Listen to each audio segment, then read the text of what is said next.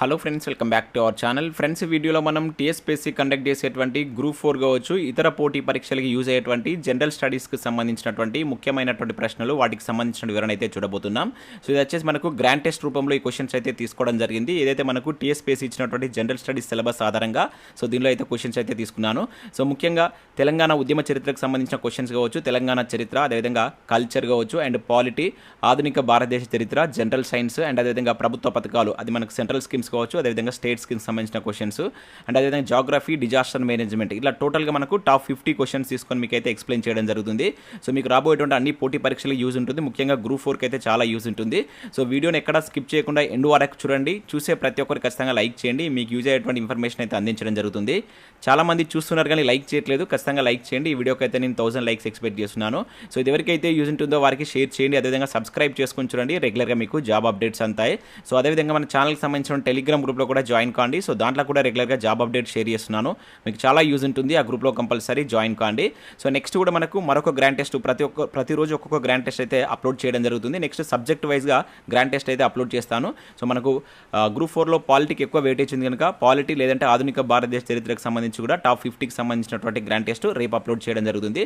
So ఏ subject పైన చేయమంటారు అనేది కూడా వీడియోని లైక్ చేసి కింద ఎస్ అని కామెంట్ చేయండి. సో ఏ సబ్జెక్ట్, ఆధునిక భారతదేశ చరిత్రకు సంబంధించి చేయమంటారా లేదంటే పాలిటీకి సంబంధించినటువంటి గ్రాండ్ టెస్ట్ చేయమంటారు అనేది కింద కామెంట్ చేయండి. మీరు ఎక్కువ మంది రెస్పాన్స్ ఏ సబ్జెక్ట్కి రెస్పాన్స్ అవుతారో దానికి సంబంధించి రేపు మీకు మరొక గ్రాండ్ టెస్ట్ అయితే అప్లోడ్ చేయడం జరుగుతుంది.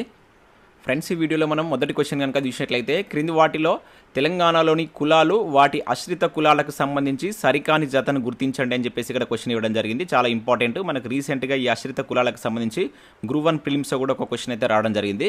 సో ఇక్కడ మనం చూసినట్లయితే పద్మశాలీలు సాధన శూరులు అంటున్నాడు, అదేవిధంగా బుడగ జంగాలు వచ్చేసి కాటిపాపలు అంటున్నాడు, కోమట్లు వీరముష్టివారు అంటున్నాడు, అదేవిధంగా కుమ్మరి వచ్చేసి కాకి పడగల వారు అంటున్నాడు. సో దీనిలో మనకు ఒకటి తప్పుగా ఉంది. జనరల్గా మనకి ఏంటంటే తెలంగాణలో కులాల దగ్గర యాచించి బ్రతుకు సాగించేటువంటి కొన్ని ఉపకులాలు కూడా ఉండడం జరుగుతుంది అనమాట. వాటిని మనం ఈ ఆశ్రిత కులాలు అని చెప్పేసి అంటాం. సో వాళ్ళకి సంబంధించి ఇక్కడ ఒకటి మిస్టేక్ ఉంది, అదేంటో గుర్తించండి. సో దీనికి సంబంధించి మనం ఆన్సర్ కనుక చూసినట్లయితే ఆప్షన్ డి అండి. సో ఇక్కడ కుమ్మరి అనేటువంటిది కాకి పడగల కాదు. సో కుమ్మరి వాళ్ళ దగ్గర యాచించేటువంటి వాళ్ళు ఎవరంటే మనకు సో పెక్కర్లు. ఇవి చాలా చాలా ఇంపార్టెంట్ అని గుర్తుంచుకోండి, పెక్కర్లు. సో మరి కాకి పడగల వారు అనేటువంటిది ఎవరికి సంబంధించిన అంటే కాపుల దగ్గర యాచించేటువంటి వాళ్ళు వీళ్ళు. ఓకేనా, ఇది కాపులు, ఇది వచ్చేసి పెక్కర్లు. సో ఇవే కాకుండా ఇంకా చాలా ఉంటాయి మనకు. యాదవులు అని చెప్పేసి, యాదవులు వచ్చేసి ముందెచ్చువారు, ఒగ్గువారు అని చెప్పేసి, అదేవిధంగా పద్మశాలీలు ఆల్రెడీ మనం ఇక్కడ ఇచ్చాము. అదేవిధంగా నెక్స్ట్ ఇది రాజుల దగ్గర బంటరాజులు అని చెప్పేసి, పెరుకల దగ్గర వరస భట్టులు అని చెప్పేసి, ఇట్లా మనకు చాలా ఉండడం జరుగుతుంది. వాటన్నింటిని ఒకసారి చూడండి, చాలా ఇంపార్టెంట్. మనకు రీసెంట్గా గ్రూప్ 1లో కూడా దీనికి సంబంధించి క్వశ్చన్ రావడం జరిగింది. సో నెక్స్ట్ మరొక క్వశ్చన్ చూద్దాం. సో నెక్స్ట్ ఇక్కడ చూసినట్లయితే ఇది కూడా మనకు తెలంగాణ కల్చర్కి సంబంధించినటువంటి క్వశ్చన్. క్రింది వాటిలో సరి అనేవి గుర్తించండి అని చెప్పేసి అంటున్నాడు. ఇక్కడ మనకు 2 స్టేట్మెంట్స్ ఉన్నాయి, దీంట్లో ఏది సరి అనేదో గుర్తించండి. సో ఇక్కడ మనం ఫస్ట్ కనుక చూసినట్లయితే భారతదేశంలో భౌగోళిక గుర్తింపునకు సంబంధించి కేంద్ర పరిశ్రమల మరియు వాణిజ్య మంత్రిత్వ శాఖ నోడల్ ఏజెన్సీగా పనిచేస్తుందని చెప్పేసి అంటున్నాడు. సో మనకి ఏదైతే భౌగోళిక గుర్తింపు ఇవ్వడానికి, GI ట్యాగ్ ఇవ్వడానికి సో ఇవి మనకు నోడల్ ఏజెన్సీగా పనిచేస్తాయి అంటున్నాడు, కేంద్ర పరిశ్రమల మరియు వాణిజ్య మంత్రిత్వ శాఖ అని చెప్పేసి అంటున్నాడు. ఎస్, ఇది కరెక్టే, చాలా ఇంపార్టెంట్. మనకు లాస్ట్ టైం గ్రూప్ 4 ఎగ్జామ్ కనుక మీరు చూసినట్లయితే మనకు ఈ GI ట్యాగ్ సంబంధించి 2 క్వశ్చన్స్ అడగడం జరిగింది. సో వీటికి సంబంధించి కంప్లీట్ ఇన్ఫర్మేషన్ అయితే చూడండి. సో మనకు 1999లో మనకు భౌగోళిక గుర్తింపు చట్టాన్ని అయితే తీసుకొచ్చారు. ఇది మనకు 2003 నుంచి అమల్లోకి రావడం జరిగిందనమాట. ఓకేనా, సో దీనికి నోడల్ ఏజెన్సీగా ఏది పనిచేస్తుందంటే సో ఇది గుర్తుంచుకోండి, కేంద్ర పరిశ్రమల మరియు వాణిజ్య మంత్రిత్వ శాఖ నోడల్ ఏజెన్సీగా అయితే పనిచేస్తుంది. సో మనకు భౌగోళిక గుర్తింపు యొక్క ప్రధాన కార్యాలయం భారతదేశంలో ఎక్కడ ఉందంటే చెన్నైలో ఉండడం జరిగింది. సో ఇది కూడా ఇంపార్టెంట్, గుర్తుంచుకోండి. సో మన దేశంలో 2004-05లో మొదటిసారిగా భౌగోళిక గుర్తింపు అయితే రావడం జరిగింది. వేటికి మొట్టమొదటిసారిగా మన భారతదేశంలో భౌగోళిక గుర్తింపు వచ్చిందని కింద కామెంట్ చేయండి. అదేవిధంగా తెలంగాణకు సంబంధించి కూడా మొట్టమొదటిసారిగా వేటికి భౌగోళిక గుర్తింపు వచ్చిందని కూడా కామెంట్ చేయండి. ఇక సెకండ్ పాయింట్ చూసినట్టయితే ఆదిలాబాద్ డోక్రా మెటల్ క్రాఫ్ట్కు 2017-18 సంవత్సరంలో భౌగోళిక గుర్తింపు వచ్చిందని చెప్పేసి అంటున్నాడు. ఎస్, ఇది కూడా కరెక్టే. సో ఇక్కడ ఇవి ఇచ్చినటువంటి 2 కరెక్ట్ కనుక ఆప్షన్ సి అనేది దీనికి సంబంధించి మనకు కరెక్ట్ ఆన్సర్ అవుతుంది. సో ఇక్కడ మనకు డోక్రా అంటే ఏంటంటే సో డోక్రా అనగానే బెల్ మెటల్ కళ అని చెప్పేసి అంటాం. అంటే ఇది బొమ్మల తయారీకి యూజ్ చేసేటువంటి ఒక ఎర్రమట్టి, అదేవిధంగా ఇతర పదార్థాలను ఉపయోగించి ఆ డోక్రా మెటల్ క్రాఫ్ట్కు సంబంధించినటువంటి బొమ్మలను అయితే తయారు చేస్తారు. సో ఇది ముఖ్యంగా మనకు ఈ హస్తకళ అనేటువంటిది ఎక్కడ కనబడుతుందంటే సో ఆసిఫాబాద్, మన తెలంగాణలో ఉన్నటువంటి కుమ్రం ఆసిఫాబాద్ కావచ్చు, ఆదిలాబాద్ జిల్లాల్లో మనకు గిరిజన ప్రాంతాల్లో మనకి డోక్రా మెటల్ క్రాఫ్ట్ అనేది కనబడుతుంది. సో దీనికి 2017-18లో సో మనకి ఈ గుర్తింపు అయితే రావడం జరిగిందనమాట. గుర్తుంచుకోండి. ఇవే కాకుండా ఇంకా చాలా ఉన్నాయి. సో వాటన్నిటి కూడా కంపల్సరీ చదవండి. రీసెంట్గా మనకు తాండూరు కందిపప్పు కూడా GI ట్యాగ్ రావడం జరిగింది. అది మనకు కరెంట్ ఇష్యూలో ఉంది కనుక సో క్వశ్చన్ అడగడానికి ఛాన్స్ ఉంటుంది. నెక్స్ట్ మరొక క్వశ్చన్ అయితే చూద్దాం. సో నెక్స్ట్ ఇక్కడ మరొక క్వశ్చన్ కనుక చూసినట్లయితే శాతవాహనుల కాలంలో రజుక అనగా ఏంటి అంటున్నాడు. సో శాతవాహనుల కాలంలో రజుక అంటే మనకి ఏంటిది, అంగరక్షకుడా, లేదంటే ఆస్థాన వైద్యుడా, కోశాధికార, న్యాయమూర్తి. సో ఈ రజుక అనేటువంటి పేరుతోటి శాతవాహన కాలంలో ఎవరిని పిలిచేవారు?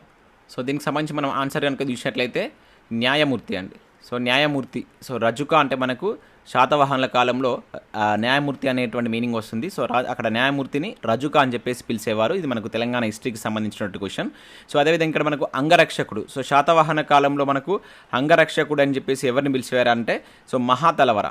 ఇది కూడా ఇంపార్టెంట్ అండి, ప్రీవియస్లో అడిగిన సందర్భాలు ఉన్నాయి. మహాతలవర అనేది మనకు అంగరక్షకుడిని మహాతలవర అని చెప్పేసి పిలిచేవారు. అదేవిధంగా ఆస్థాన వైద్యుని ఏమని పిలిచేవారంటే రాజవిజ అని చెప్పేసి ఆస్థాన వైద్యుని పిలిచేవారు.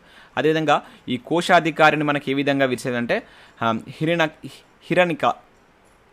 హిరణిక అని చెప్పేసి కోశాధికారిని పిలిచి, ఇక్కడ కోశాధికారి అంటే ఏంటంటే మనకు పన్నులు వసూలు చేసేటువంటి వ్యక్తిని కోశాధికారి అని చెప్పేసి పిలిచేవారు. ఇట్లా మనకు శాతవాహన కాలంలో సో ఈ విధంగా ఉండేదన్నమాట. చాలా ఇంపార్టెంట్, వీటికి సంబంధించి కూడా మనకు అడగడానికి ఛాన్స్ ఉంటుంది. నాట్ ఓన్లీ శాతవాహన, సో కాకతీయులు కావచ్చు, అదేవిధంగా కుతుబ్ షాహీ కాలంలో అప్పుడు ఉండేటువంటి ఆస్థానంలో పనిచేసేటువంటి వాళ్ళని ఏ పేర్లతోటి పిలిచేవారు అని చెప్పేసి కూడా మనకు ప్రీవియస్లో బిట్స్ అడిగిన కనుక సో వీటి మీద ఫోకస్ చేయండి. సో మనం శాతవాహనులకు సంబంధించి కావచ్చు, అదేవిధంగా ఇంతకుముందు మనం చూసినటువంటి కల్చర్కి సంబంధించి మనం ప్రతి దానికి సంబంధించి వీడియోస్ అప్లోడ్ చేయడం జరిగింది. సో వాటికి సంబంధించి మీకు ఇక్కడ ప్లేలిస్ట్లు అయితే ఉంటాయి, ఒకసారి మీకు చూస్తాను. సో ఇక్కడ మీరు ఛానల్ లోగో పైన కనుక క్లిక్ చేసినట్లయితే ఇక్కడ మీరు ప్లేలిస్ట్ ఇవ్వడానికి వచ్చినట్లయితే ఇక్కడ ప్రతి సబ్జెక్టుకి సంబంధించి మనం ప్లేలిస్ట్ అయితే క్రియేట్ చేసాం. సో ఇక్కడ కరెంట్ అఫైర్కి సంబంధించి కావచ్చు, తెలంగాణ ప్రభుత్వ పథకాలకు సంబంధించి, సో ప్రభుత్వ పథకాలు అనేవి చాలా చాలా ఇంపార్టెంట్ ఇప్పుడు మన గ్రూప్ 4కి సంబంధించి. శాతవాహనులకు సంబంధించి ముఖ్యమైన ప్రశ్నలకు సంబంధించినటువంటి వీడియోస్, అదేవిధంగా సైన్స్ అండ్ టెక్నాలజీ కావచ్చు, ఇండియన్ పాలిటిక్స్ సంబంధించి 27 వీడియోస్ అయితే చేయడం జరిగింది. జాగ్రఫీ, కాకతీయులు, అదేవిధంగా ఇక్కడ మీకు ఏదైతే తెలంగాణ కల్చర్కి సంబంధించి ముఖ్యమైన టాపిక్స్ మీద వీడియో చేశాను. సో ఎవరైనా చూడాలనుకుంటే ఇక్కడ మనకు టాపిక్ వైజ్ అయితే ఉంటాయి, గ్రాండ్ టెస్ట్ రూపంలో కాకుండా ప్రతి టాపిక్ని కవర్ చేసి అక్కడ వీడియోస్ అయితే చేయడం జరిగింది. సో ఇంట్రెస్టెడ్ క్యాండిడేట్స్ వాటిని చూసేటువంటి ప్రయత్నం చేయండి. సో నెక్స్ట్ చూసినట్టయితే ఇది కూడా మనకు తెలంగాణ చరిత్రకు సంబంధించినటువంటి క్వశ్చన్. క్రింది వాటిని జతపరచుమని చెప్పేసి అంటున్నాడు. సో ఒక వైపు వచ్చేసి ఇక్కడ మనకు కవులు వాళ్ళు రచించినటువంటి రచనలు అయితే ఉన్నాయి. ముఖ్యంగా ఇది కాకతీయులకు సంబంధించినటువంటి క్వశ్చన్. కాకతీయుల కాలంలో మనకు తెలుగు రచయితలు వారి యొక్క రచనలు అని చెప్పేసి మనకు ఉంటుంది. చాలా ఇంపార్టెంట్ ఏరియా, అక్కడి నుంచి కూడా మనకు తరచూ క్వశ్చన్స్ అయితే రావడం జరుగుతుంది. సో ఇక్కడ మనకు వినుకొండ వల్లభాచార్యుడు అంటున్నాడు, అదేవిధంగా తిక్కన సోమయాజులు, మంచన ఏకామ్రనాథుడు. ఇటు వచ్చేసి ప్రతాప చరిత్ర, అదేవిధంగా కేయూర బాహు చరిత్ర, కవి బ్రహ్మ, క్రీడాభిరామం అంటున్నాడు. సో వీటిని ఇక్కడ మనం జతపరచవలసి అయితే ఉంటుంది. సో ఇక్కడ మనం చూసినట్లయితే వినుకొండ వల్లభారాయుడు, సో వినుకొండ వల్లభారాయుడు వచ్చేసి మనకు క్రీడాభిరామం అనేటువంటి రచన చేయడం జరిగింది. సో ఇది మనకు క్రీడాభిరామం అనేటువంటిది తెలుగులో మొట్టమొదటి నాటిక అండి, చాలా ఇంపార్టెంట్. డైరెక్ట్గా కూడా మనకు క్వశ్చన్ అడగడం జరిగింది ప్రీవియస్లో.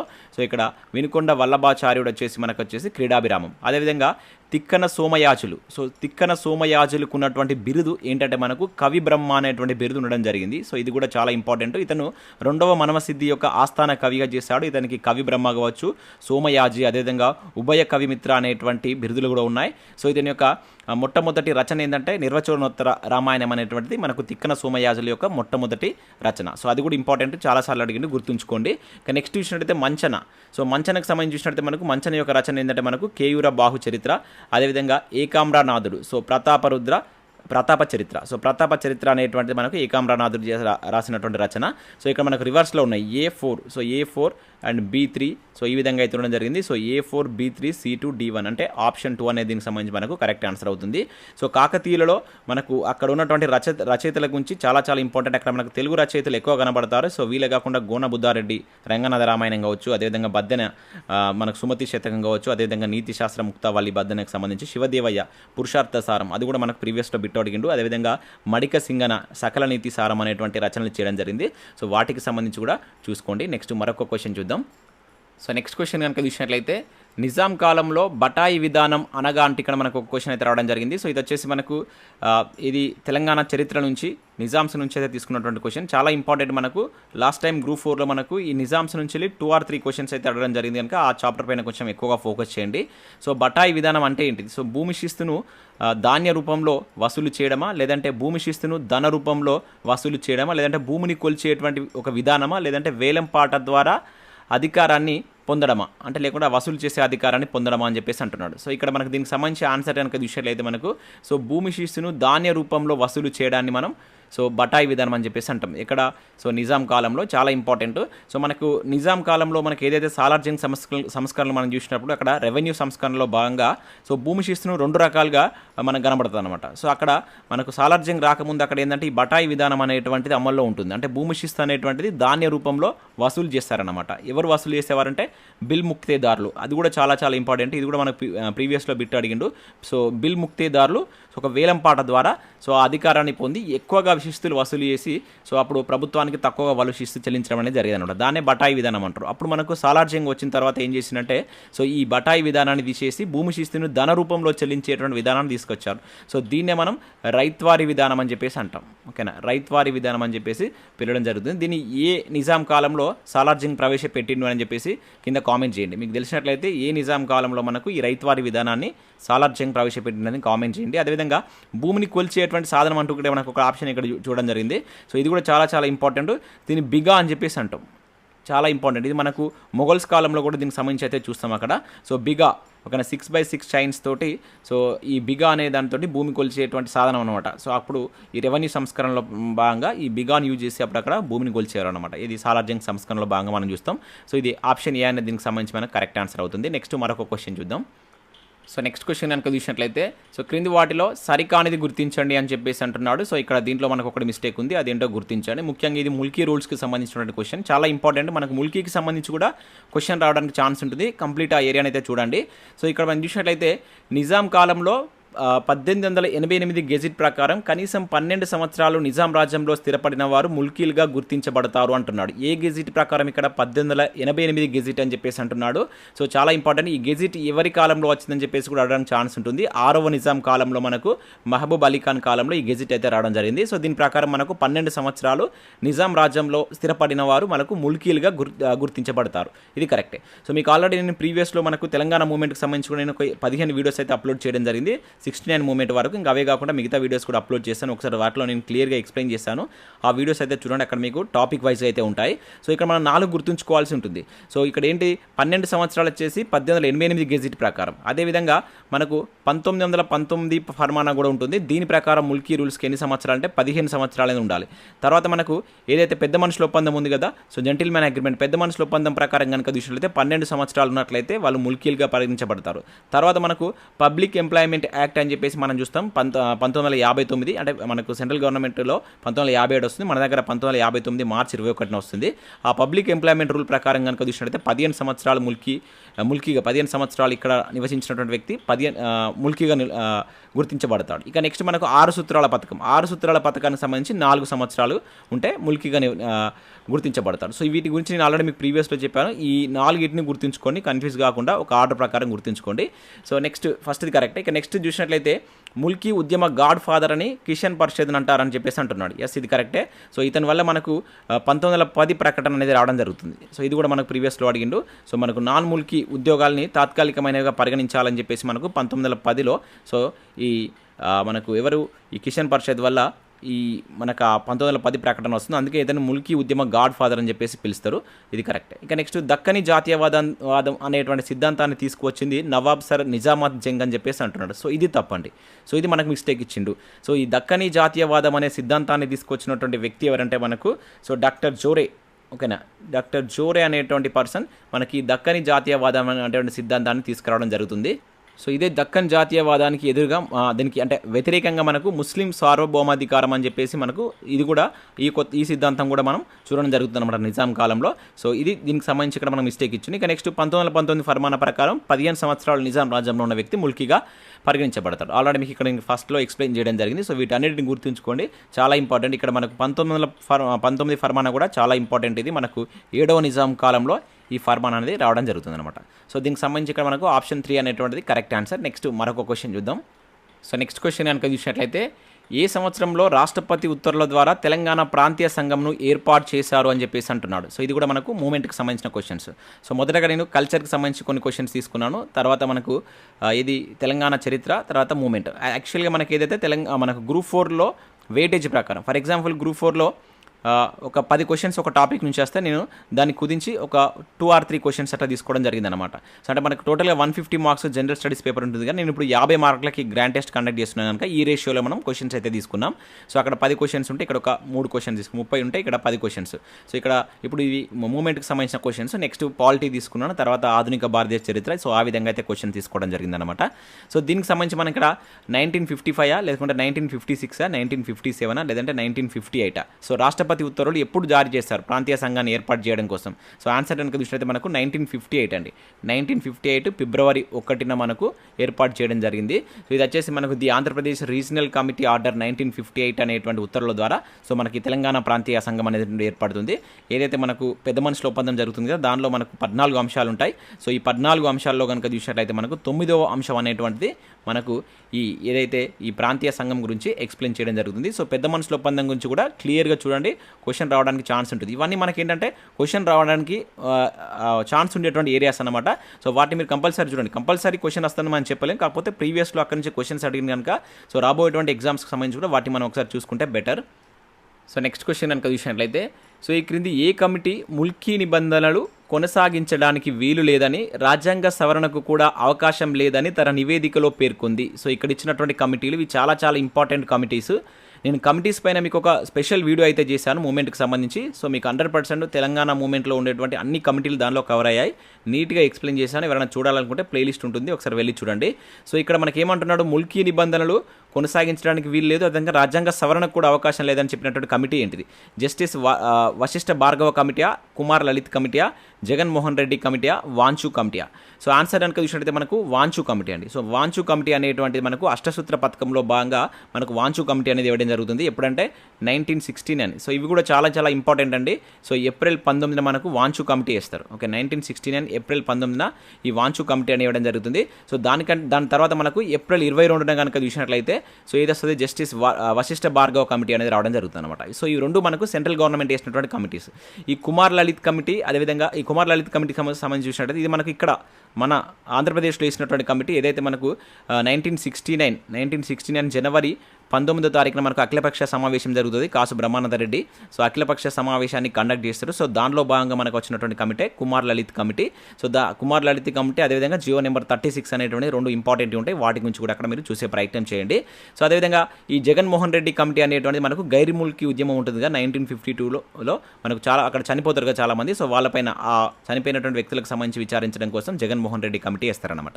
సో ఇక్కడ దీనికి సంబంధించి మనకి ఏంటంటే వాంచు కమిటీ అనేటువంటిది కరెక్ట్ ఆన్సర్ అవుతుంది. ఎప్పుడు ఇది 1969 ఏప్రిల్ 19. సో వాంచు కమిటీలో ఉన్నటువంటి సభ్యులు ఎవరంటే మనకు వాంచు, అదేవిధంగా ఎంసి సెతల్వాడ్, అదేవిధంగా నీరండే అనేటువంటి ఈ ముగ్గురు వ్యక్తులతోటి మనకి కమిటీ అనేది వేయడం జరుగుతుంది. ఏదంటే అష్టసూత్ర పథకంలో భాగంగా. అష్టసూత్ర పథకం కూడా చాలా చాలా ఇంపార్టెంట్. మనకు ఏప్రిల్ 11న మనకు అష్టసూత్ర పథకం అనేటువంటి రావడం జరుగుతుంది 1969లో.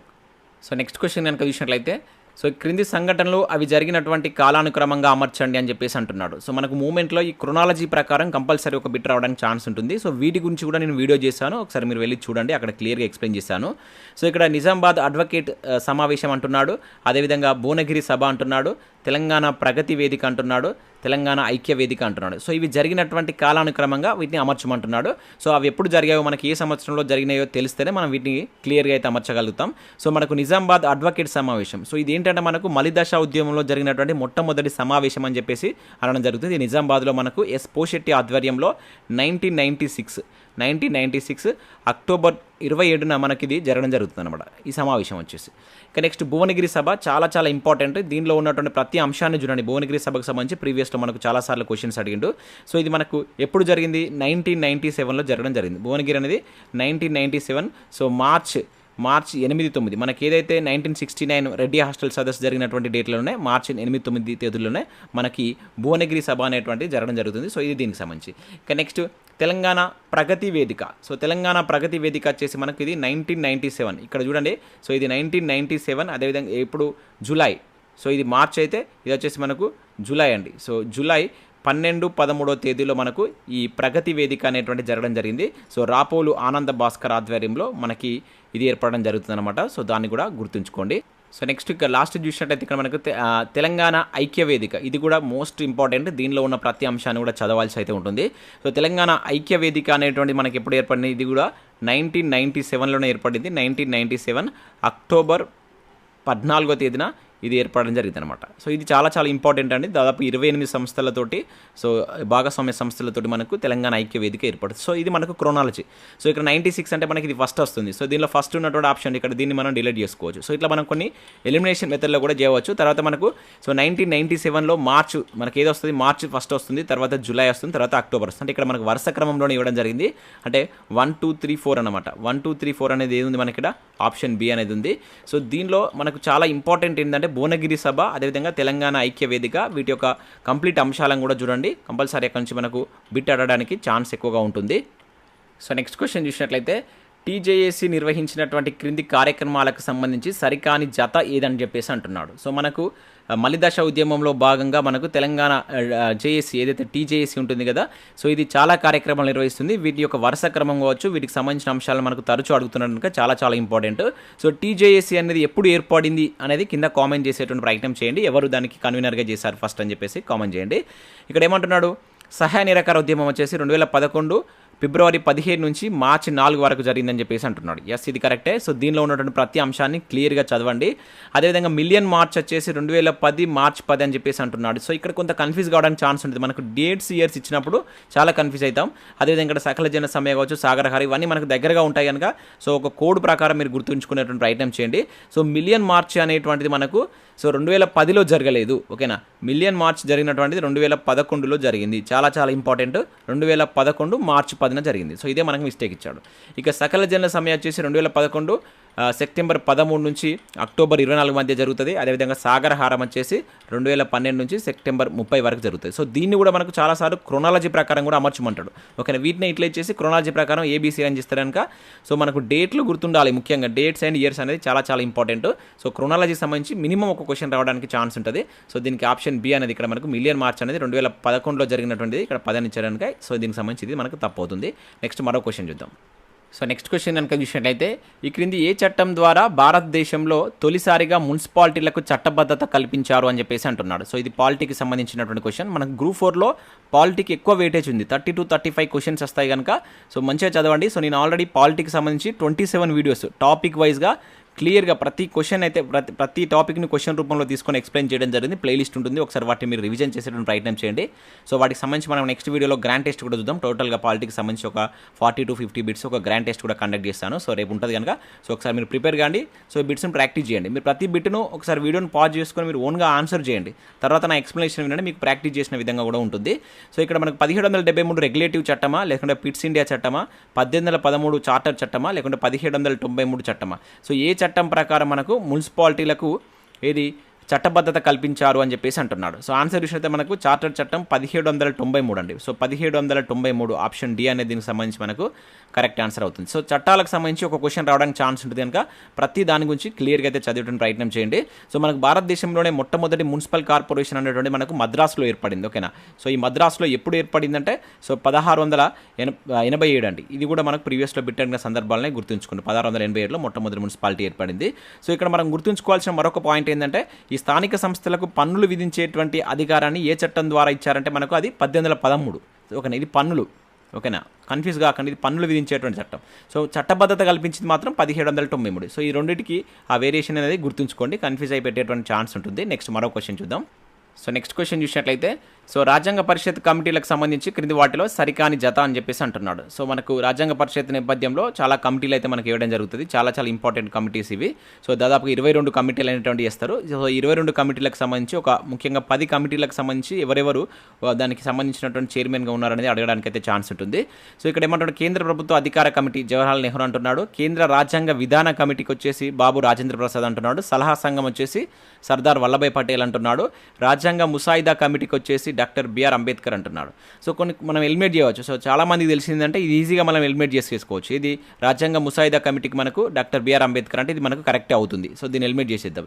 ఇక నెక్స్ట్ ఇక్కడ సలహా సంఘం. సో ఇది అతిపెద్ద సంఘం, మీకు తెలిసినటువంటిదే. అతిపెద్ద కమిటీ కింద మనం చెప్తాం. ఇది మొత్తం 22 కమిటీల్లోనే మనకు అతిపెద్ద కమిటీ ఏంటంటే సలహా సంఘం. దీనికి మనకు సర్దార్ వల్లభాయ్ పటేల్ అయితే అధ్యక్షత వహించడం జరిగింది. దీనిలో మనకు 54 మెంబర్స్ ప్లస్ 1 ఒక అధ్యక్షుడు, మొత్తం 55 మెంబర్స్ తోటి అతిపెద్ద కమిటీ ఉంటుంది. సో దీన్ని కూడా మనం ఎలిమినేట్ చేయవచ్చు. ఇక్కడ ఈ రెండిట్లో మనకు కన్ఫ్యూజన్ ఉంటుంది. సో ఇక్కడ కేంద్ర ప్రభుత్వ అధికారుల కమిటీకి మనకు జవహర్లాల్ నెహ్రూరే మనకు అధ్యక్షత వహిస్తారనమాట. సో కాకపోతే ఇక్కడ కేంద్ర రాజ్యాంగ విధాన కమిటీకి రాజేంద్ర ప్రసాద్ కాదు. సో రాజ్యాంగ విధాన కమిటీకి కూడా ఎవరంటే నెహ్రూ గారే చేస్తారు. ఈ రెండింటికి నెహ్రూవే. ఓకేనా. సో కేంద్ర రాజ్యాంగ విధాన కమిటీకి ఎవరు అంటే మనకు నెహ్రూ.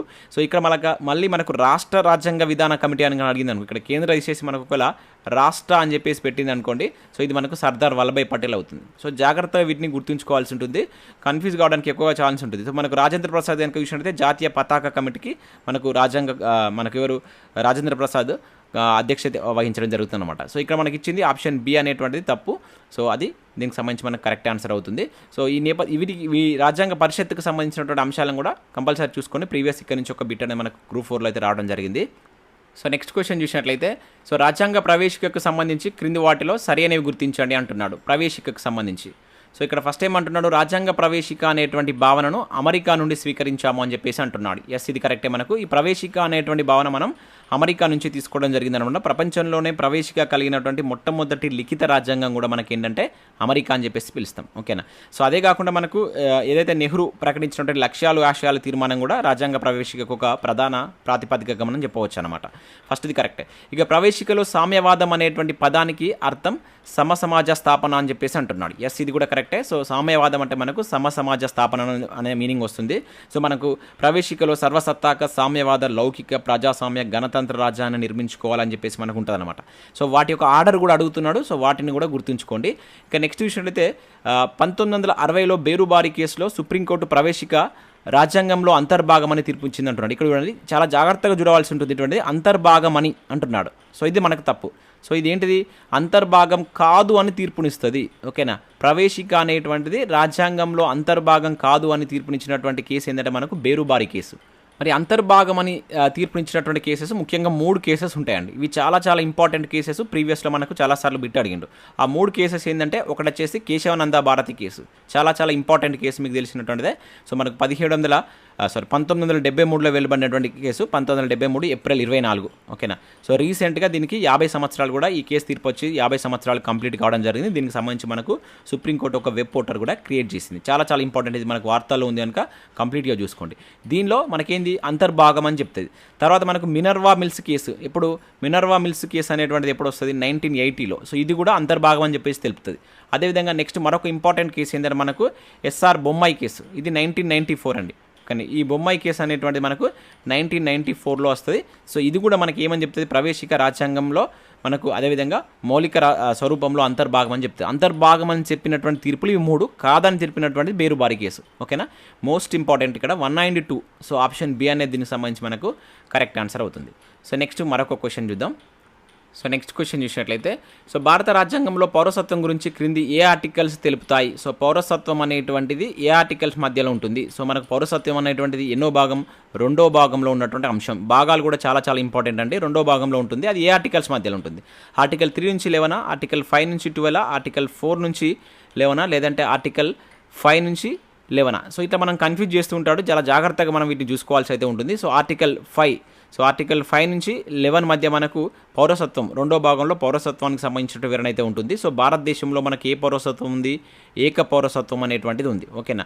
మరి ఏక పౌరసత్వం అనేటువంటి మనం ఎక్కడి నుంచి తీసుకున్నాం, బ్రిటన్ నుంచి తీసుకున్నాం. ఓకేనా. బ్రిటన్ నుంచి మనం ఏక పౌరసత్వం తీసుకోవడం జరిగింది. పౌరసత్వం అనేటువంటిది ఏ జాబితాలో ఉన్నటువంటిది, ఇది కేంద్ర జాబితాలో ఉంది. ఓకేనా. Most important. ఇవన్నీ ఇక్కడ నేను రాసిన పాయింట్స్ అని మన ప్రీవియస్లో అడిగినటువంటి ఇది కేంద్ర జాబితాలో ఉన్నటువంటి అంశం. ఓకే. అండ్ దీని మీద ఉన్నటువంటి చాలా చాలా పౌరసత్వ సవరణ చట్టం 2015 కావచ్చు, అదేవిధంగా 2003కు సంబంధించి రీసెంట్గా 2019లో కూడా మనకు రావడం జరిగింది. సో ద్వంద్వ పౌరసత్వం సంబంధించి కావచ్చు. సో మనకు ద్వంద్వ పౌరసత్వం పైన వేసినటువంటి కమిటీ ఏంటి అనేది కింద కామెంట్ చేయండి. ఓకేనా. అది కూడా మనకు ప్రీవియస్లో బిట్ అడిగిండు. సో పౌరసత్వం కాన్సెప్ట్ మీద కూడా మనకు బిట్ రావడానికి ఛాన్స్ ఉంటుంది. సో నెక్స్ట్ మరో క్వశ్చన్ చూద్దాం. సో నెక్స్ట్ చూసినట్లయితే, భారత రాజ్యాంగంలో ఆర్టికల్ 14కు సంబంధించి క్రింది వాటిలో సరైనవి గుర్తించండి అని చెప్పేసి అంటున్నాడు. సో ఇక్కడ 2 స్టేట్మెంట్స్ చూసినట్లయితే, ఫస్ట్ వచ్చేసి చట్టం ముందు అందరూ సమానులే అనేటువంటి భావనను బ్రిటన్ రాజ్యాంగం నుండి స్వీకరించాం. సో మనకు యాక్చువల్గా ఆ చట్టం ముందు సమానులు అనేటువంటిదే మనకు ఆర్టికల్ 14 తెలుపుతుంది. సో దీనిలో మనకు 14A 14B అని చెప్పేసి ఉంటుంది. ఇవి 2 ఇంపార్టెంట్.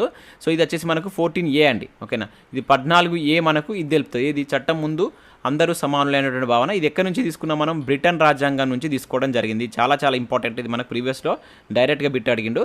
ఫస్ట్ది కరెక్టే. ఇక చట్టం వల్ల సమాన రక్షణ అనేటువంటి భావన మనం అమెరికా నుంచి తీసుకున్నామని చెప్పేసి అంటున్నాడు. ఎస్, ఇది కూడా కరెక్టే. ఇవ్వబడినటువంటి రెండు కరెక్టే కనుక ఆప్షన్ సి అనేది కరెక్ట్ ఆన్సర్ అవుతుంది. ఇది మనకు 14B తెలుపుతుంది. ఓకేనా, 14B వచ్చేసి ఇది 14A ఇది తెలుపుతుంది. సో రెండింటిని గుర్తుంచుకోండి. ముఖ్యంగా మనకు ఆర్టికల్ 14 కావచ్చు, ఆర్టికల్ 19, ఆర్టికల్ 21 ఈ మూడు ఎక్కువ మనకు వార్తల్లో ఉన్నటువంటి ఆర్టికల్స్ అనమాట. ఇప్పుడు కూడా ప్రజెంట్ ఉన్నాయి. సో వీటి మీద మనకు ఎక్కువ మనకు ప్రీవియస్లో క్వశ్చన్స్ అడిగిన సందర్భాలు ఉన్నాయి. వీటి తర్వాత మీరు చూసుకోవాల్సిందంటే ఆర్టికల్ 15, ఆర్టికల్ 16, అదేవిధంగా ఆర్టికల్ 32. సో అదేవిధంగా మతానికి సంబంధించిన ఆర్టికల్ కూడా మనకు అడుగుతున్న సందర్భాలు ఉన్నాయి. సో ముఖ్యంగా వీటి మీద ఎక్కువగా ఫోకస్ చేయండి. సో మనకు ప్రాథమిక హక్కులు అనేది చాలా చాలా ఇంపార్టెంట్ చాప్టర్. అన్ని ఆర్టికల్స్ గుర్తుంటేనే బెటర్. అక్కడ నుంచి కంపల్సరీ 2 లేదా 3 బిట్స్ వస్తాయి. ఇప్పుడు మనకు 30 మార్కుల వెయిటేజ్ గ్రూప్ 4లో ఉంది కనుక ఇక్కడ నుంచి మనకు మినిమం 2 మ్యాక్సిమం 4 క్వశ్చన్స్ మనం ఇక్కడ ఓన్లీ ప్రాథమిక హక్కుల నుంచి అయితే ఎక్స్పెక్ట్ చేయవచ్చు. సో దీన్ని మీరు నెగ్లెక్ట్ చేయకండి. నేను ఆల్రెడీ ప్రాథమిక హక్కుల మీద కూడా అన్ని క్వశ్చన్స్ ఎక్స్ప్లెయిన్ చేయడం జరిగింది. ఒకసారి దాన్ని చూసేటువంటి ప్రయత్నం చేయండి. సో నెక్స్ట్ క్వశ్చన్ కనుక చూసినట్లయితే, సో పౌరులందరికీ స్త్రీ పురుష భేదం లేకుండా సమాన జీవనోపాధి కల్పించాలి అని తెలిపేటువంటి ఈ క్రింది రాజ్యాంగ ఆర్టికల్ ఏది అని చెప్పేసి అంటున్నాడు. సో ఇది మనకు ఆదేశిక సూత్రాలకు సంబంధించినటువంటి క్వశ్చన్. దాంట్లో ముఖ్యంగా 39A, 39B, 39C, 39D. So మనకు ఆర్టికల్ 39 అనేది చాలా చాలా ఇంపార్టెంట్ అండి. దీనిలో ఉన్నటువంటి ప్రతి అంశాన్ని మీరు చదివేటువంటి ప్రయత్నం చేయండి. సో ఇక్కడ ఏమంటున్నాడు? స్త్రీ పురుష భేదం లేకుండా సమాన జీవనోపాధులు అంటున్నాడు. సో ఇక్కడ ఈ వర్డ్ మనకు చాలా ఇంపార్టెంట్. ఎందుకంటే చిన్నగా మనకు వర్డ్ కనుక మిస్టేక్ అయినట్లయితే ఇక్కడ మనకు ఆన్సర్ అనేది చేంజ్ అవుతుంది. సో జీవనోపాధులు ఉంటుంది. అదేవిధంగా భౌతిక వనరులు స్త్రీ పురుషులకు సమానంగా పంపిణీ చేయాలి. సో సమానంగా పంపిణీ చేయాలి అంటే బి అవుతుంది. సో జీవనోపాధులు కల్పించాలి అంటే మనకు 39A అవుతుంది. ఓకేనా, 39A అనేది దీనికి సంబంధించి మనకు కరెక్ట్ ఆన్సర్ అవుతుంది. ఇది మనకు ఏంటిది? 39B అనేటువంటిది సో ఏవైతే భౌతిక వనరులు స్త్రీ పురుషులకు సమానంగా పంపిణీ చేయాలి. ఓకేనా, ఇది జీవనోపాధులు కల్పించాలి. సో ఇక్కడ 39C అనేది ఏమవుతుంది మనకంటే, సో ఈ ఆర్థిక ఉత్పాదక వనరులు అనేటువంటిది కొద్దిమంది చేతుల్లో కేంద్రీకృతం కాకుండా చర్యలు తీసుకోవాలని చెప్పేసి ఇది చెప్తుంది. ఇక్కడ డి వచ్చేసి కనుక చూసినట్లయితే స్త్రీ పురుష భేదం లేకుండా సమాన పనికి సమాన వేతనం. ఇది చాలాసార్లు అడిగినండి. సమాన పనికి సమాన వేతనం అనేటువంటి చాలా చాలా ఇంపార్టెంట్ ఇది. సో ఇది ఆర్టికల్ 39D. ఓకేనా, సో 39కి సంబంధించినటువంటి ప్రతిదీ చూసుకోండి. చాలా చాలా ఇంపార్టెంట్. మనకు ఆదేశిక సూత్రాల నుంచి కూడా మినిమం 2 నుంచి 3 క్వశ్చన్స్ ఉండేటువంటి ఛాన్స్ ఉంటుంది మీరు ఏది మన గ్రూప్ 4 లాంటి ఎగ్జామ్స్లో. సో నెక్స్ట్ క్వశ్చన్ కనుక చూసినట్లయితే, సో రాష్ట్రపతి అధికారాలకు సంబంధించి క్రింది వాటిలో సరికానిది అంటున్నాడు. సో రాష్ట్రపతి అంశాలు కూడా చాలా చాలా ఇంపార్టెంట్ అండి. క్వశ్చన్ రావడానికి ఛాన్స్ ఉంటుంది. సో ఇక్కడ అధికారాలకు సంబంధించి దీనిలో ఒకటి తప్పు ఉంది, అదేంటో గుర్తించండి. సో ఇక్కడ ఆర్టికల్ 155 ప్రకారం రాష్ట్రాలకు గవర్నర్లను నియమిస్తాడు అని చెప్పేసి అంటున్నాడు. ఎస్, ఇది కరెక్టే. సో మనకు రాష్ట్రపతికి ఉన్నటువంటి కార్యనిర్వహణ అధికారాల్లో సో ఇది కూడా మనకు ఆర్టికల్ 155 అనేటువంటిది. సో రాష్ట్రాలకు గవర్నర్లు నియమిస్తారు. 148 వచ్చేసి మనకు కాగ్ను నియమిస్తాడు. సో ఇటువంటి మనకు కార్యనిర్వహణ అధికారాలు కూడా సో రాష్ట్రపతికి ఉండడం జరుగుతుంది అనమాట. ఓకేనా, అదేవిధంగా 124 ప్రకారం మనకు న్యాయమూర్తులను సుప్రీంకోర్టు ప్రధాన న్యాయమూర్తిని మరియు ఇతర న్యాయమూర్తులను నియమిస్తారు అనేటువంటి కార్యనిర్వహణ అధికారాలు ఉంటాయి. ఇక నెక్స్ట్ ఆర్టికల్ 123 ప్రకారం పార్లమెంటు ఉభయ సభలు సమావేశంలో లేనప్పుడు ఆర్డినెన్స్ జారీ చేస్తాడు. ఆర్డినెన్స్ ఆర్టికల్ 123 అంటున్నాడు. ఎస్, ఇది కరెక్టే. ఇది కూడా సో రాష్ట్రపతికి ఉన్నటువంటి అధికారం. ఇది మనకు ప్రీవియస్లో చాలాసార్లు అడిగినండి ఆర్డినెన్స్ సంబంధించి. ఇప్పుడు ఇది మనకు వార్తల్లో ఉంది, ఇంపార్టెంట్ గుర్తుంచుకోండి. ఇక నెక్స్ట్ ప్రతి 5 సంవత్సరాలకు ఒకసారి కేంద్ర ఆర్థిక సంఘాన్ని ఏర్పాటు చేస్తాడంటున్నాడు. ఎస్, ఆర్టికల్ 280 మనకు ఆర్థిక సంఘం గురించి తెలిపేది అంటే ఆర్టికల్ 280 అనేటువంటి తెలుపుతుంది. సో దీన్ని ఏర్పాటు చేసేది కూడా మనకు రాష్ట్రపతి. ఇక నెక్స్ట్ ఇది మనకు తప్పు. ఉభయ సభల సంయుక్త సమావేశానికి అధ్యక్షత వహిస్తాడు అంటున్నాడు. క్వశ్చన్ క్లారిటీగా చూసినట్లయితే అధ్యక్షత వహించడు. సో మనకు ఆర్టికల్ 108 ప్రకారం ఉభయ సభల సంయుక్త సమావేశాన్ని మనకు ఎవరు ఏర్పాటు చేస్తారు? రాష్ట్రపతి ఏర్పాటు చేస్తాడు. సో కాకపోతే దీనికి ఎవరు అధ్యక్షత వహిస్తారు? మరి లోక్సభ స్పీకర్. ఓకేనా, లోక్సభ స్పీకర్ మనకు దీనికి అధ్యక్షత వహించడం జరుగుతుంది. సో ఇది గుర్తుంచుకోండి, ఇంపార్టెంట్. సో లోక్సభ స్పీకర్ దీనికి అధ్యక్షత వహించడం జరుగుతుంది. ఉభయ సభలు సంయుక్త సమావేశం అనేటువంటి కాన్సెప్ట్ మనం ఎక్కడి నుంచి తీసుకున్నామంటే ఆస్ట్రేలియా రాజ్యాంగం నుంచి తీసుకోవడం జరిగింది. సో ఇది కూడా ఇంపార్టెంట్, గుర్తుంచుకోండి. సో ఆప్షన్ డి అనేది దీనికి సంబంధించి మనకు కరెక్ట్ ఆన్సర్ అవుతుంది. నెక్స్ట్ మరో క్వశ్చన్ చూద్దాం. సో నెక్స్ట్ క్వశ్చన్ చూసినట్లయితే, ఈ క్రింది ఏ రాజ్యాంగ సవరణ ద్వారా నియోజకవర్గాల సంఖ్యను 2020 వరకు మార్చరాదని నిర్దేశించారు అని చెప్పేసి అంటున్నాడు. చాలా ఇంపార్టెంట్ రాజ్యాంగ సవరణ. సో ఎన్నో రాజ్యాంగ సవరణ ప్రకారం? సో 82, 84, 86, 88. సో 84వ రాజ్యాంగ సవరణ ప్రకారం ఇంపార్టెంట్ అండి. 2026 వరకు సో నియోజకవర్గాలను చేంజ్ చేయొద్దని చెప్పేసి 2001లో మనకి రాజ్యాంగ సవరణ చేయడం జరిగింది. ఇది కూడా ఇంపార్టెంట్. సో 2003లో కూడా మనకు ఏది 87వ రాజ్యాంగ సవరణ చేశారు. ఇది కూడా చాలా చాలా ఇంపార్టెంట్. ఇది ఏంటనేది కింద నాకు కామెంట్ చేయండి. 87వ రాజ్యాంగ సవరణ కూడా మనకు ఏది ఈ మనకు నియోజకవర్గాల పునర్విభజనకు సంబంధించి ఉంటుంది. అది ఏంటనేది కామెంట్ చేయండి. సో మన నియోజకవర్గాల పునర్విభజన మనం ఏమని పిలుస్తామంటే గెర్రీ మాండరింగ్ అంటామండి. ఇది ఒకసారి అడిగిన బిట్టు ఇంపార్టెంట్, ఓకేనా. సో ఈ గెర్రీ మాండరింగ్ అంటే ఏంటంటే నియోజకవర్గాల పునర్విభజనను సో ఈ పదంతో మనకు పిలుస్తారనమాట. సో అది కూడా ఇంపార్టెంట్, గుర్తుంచుకోండి. నెక్స్ట్ మరో క్వశ్చన్ చూద్దాం. సో నెక్స్ట్ క్వశ్చన్ చూసినట్లయితే సరైనవి గుర్తించండి అని చెప్పేసి అంటున్నాడు ఇక్కడ. సో ఫస్ట్ చూసినట్లయితే ద్రవ్య బిల్లును రాష్ట్రపతి ముందస్తు అనుమతితో లోక్సభలో ప్రవేశపెట్టాలి, సో నేరుగా రాజ్యసభలో ప్రవేశపెట్టరాదు అని చెప్పేసి అంటున్నాడు. ద్రవ్య బిల్లులకు సంబంధించినటువంటి బిల్లు. ఎస్, ఇది కరెక్టే మనకు. సో ద్రవ్య బిల్లుల గురించి తెలిపేటువంటి ఆర్టికల్ ఏంటంటే దీని గురించి మనకు ఆర్టికల్ 110 మనకు ద్రవ్య బిల్లు గురించి తెలుపుతుంది. సో చాలా చాలా ఇంపార్టెంట్ ఇది. సో ద్రవ్య బిల్లులకు సంబంధించినటువంటి వాటిని మొట్టమొదటిసారి ఏ సభలో ప్రవేశపెట్టాలి అంటాడు. సో లోక్సభ. అది కూడా రాష్ట్రపతి యొక్క ముందస్తు అనుమతితోటి ప్రవేశపెట్టవలసి అయితే ఉంటుందన్నమాట. చాలా ఇంపార్టెంట్. ఇక నెక్స్ట్ ద్రవ్య బిల్లులన్నీ ఆర్థిక బిల్లులే, కానీ ఆర్థిక బిల్లులన్నీ ద్రవ్య బిల్లులు కావు అని చెప్పేసి అంటున్నాడు. ఇక్కడ మనం కొంత కన్ఫ్యూజ్ కావడానికి ఛాన్స్ ఉంటుంది. సో ఇది కూడా మనకు కరెక్టే అండి. సో ఆప్షన్ 2 రెండు కరెక్టే. సో ఇక్కడ ద్రవ్య బిల్లులన్నీ మనకు ఆర్థిక బిల్లులు అయితే, ఓకేనా. ద్రవ్య బిల్లులన్నీ మనకు ఆర్థిక బిల్లులు అయితే గుర్తుంచుకోండి. బట్ ఆర్థిక బిల్లులన్నీ ద్రవ్య బిల్లులు కావు, ఓకేనా. ఇది దానికి ఉన్నటువంటి ఇంపార్టెన్స్. అంటే ఇక్కడ ద్రవ్య బిల్లులన్నీ ఆర్థిక బిల్లులో అంతర్భాగం అని చెప్పేసి మనం చదవాల్సి అయితే ఉంటుంది. కానీ ఆర్థిక బిల్లులన్నీ ద్రవ్య బిల్లులు కావు. ఎందుకు? స్పీకర్ ఇక్కడ ముఖ్యంగా స్పీకర్ అనుమతించాలి, ఓకేనా. స్పీకర్ చేత ధృవీకరించబడినటువంటి ఆర్థిక బిల్లులు, ఓకేనా. స్పీకర్ చేత ధృవీకరించబడినటువంటి ఆర్థిక బిల్లులే మనకు ద్రవ్య బిల్లులు అయితే, ఓకేనా. మధ్య స్పీకర్ ధృవీకరించడం అనేటువంటి మనకి ఇక్కడ కాన్సెప్ట్ అనమాట. అంటే ఇక్కడ ఆర్థిక బిల్లు వేరు. మళ్ళీ ఆర్థిక బిల్లుకు సంబంధించినటువంటి తెలిపేటువంటి ఆర్టికల్ 117, ఓకేనా.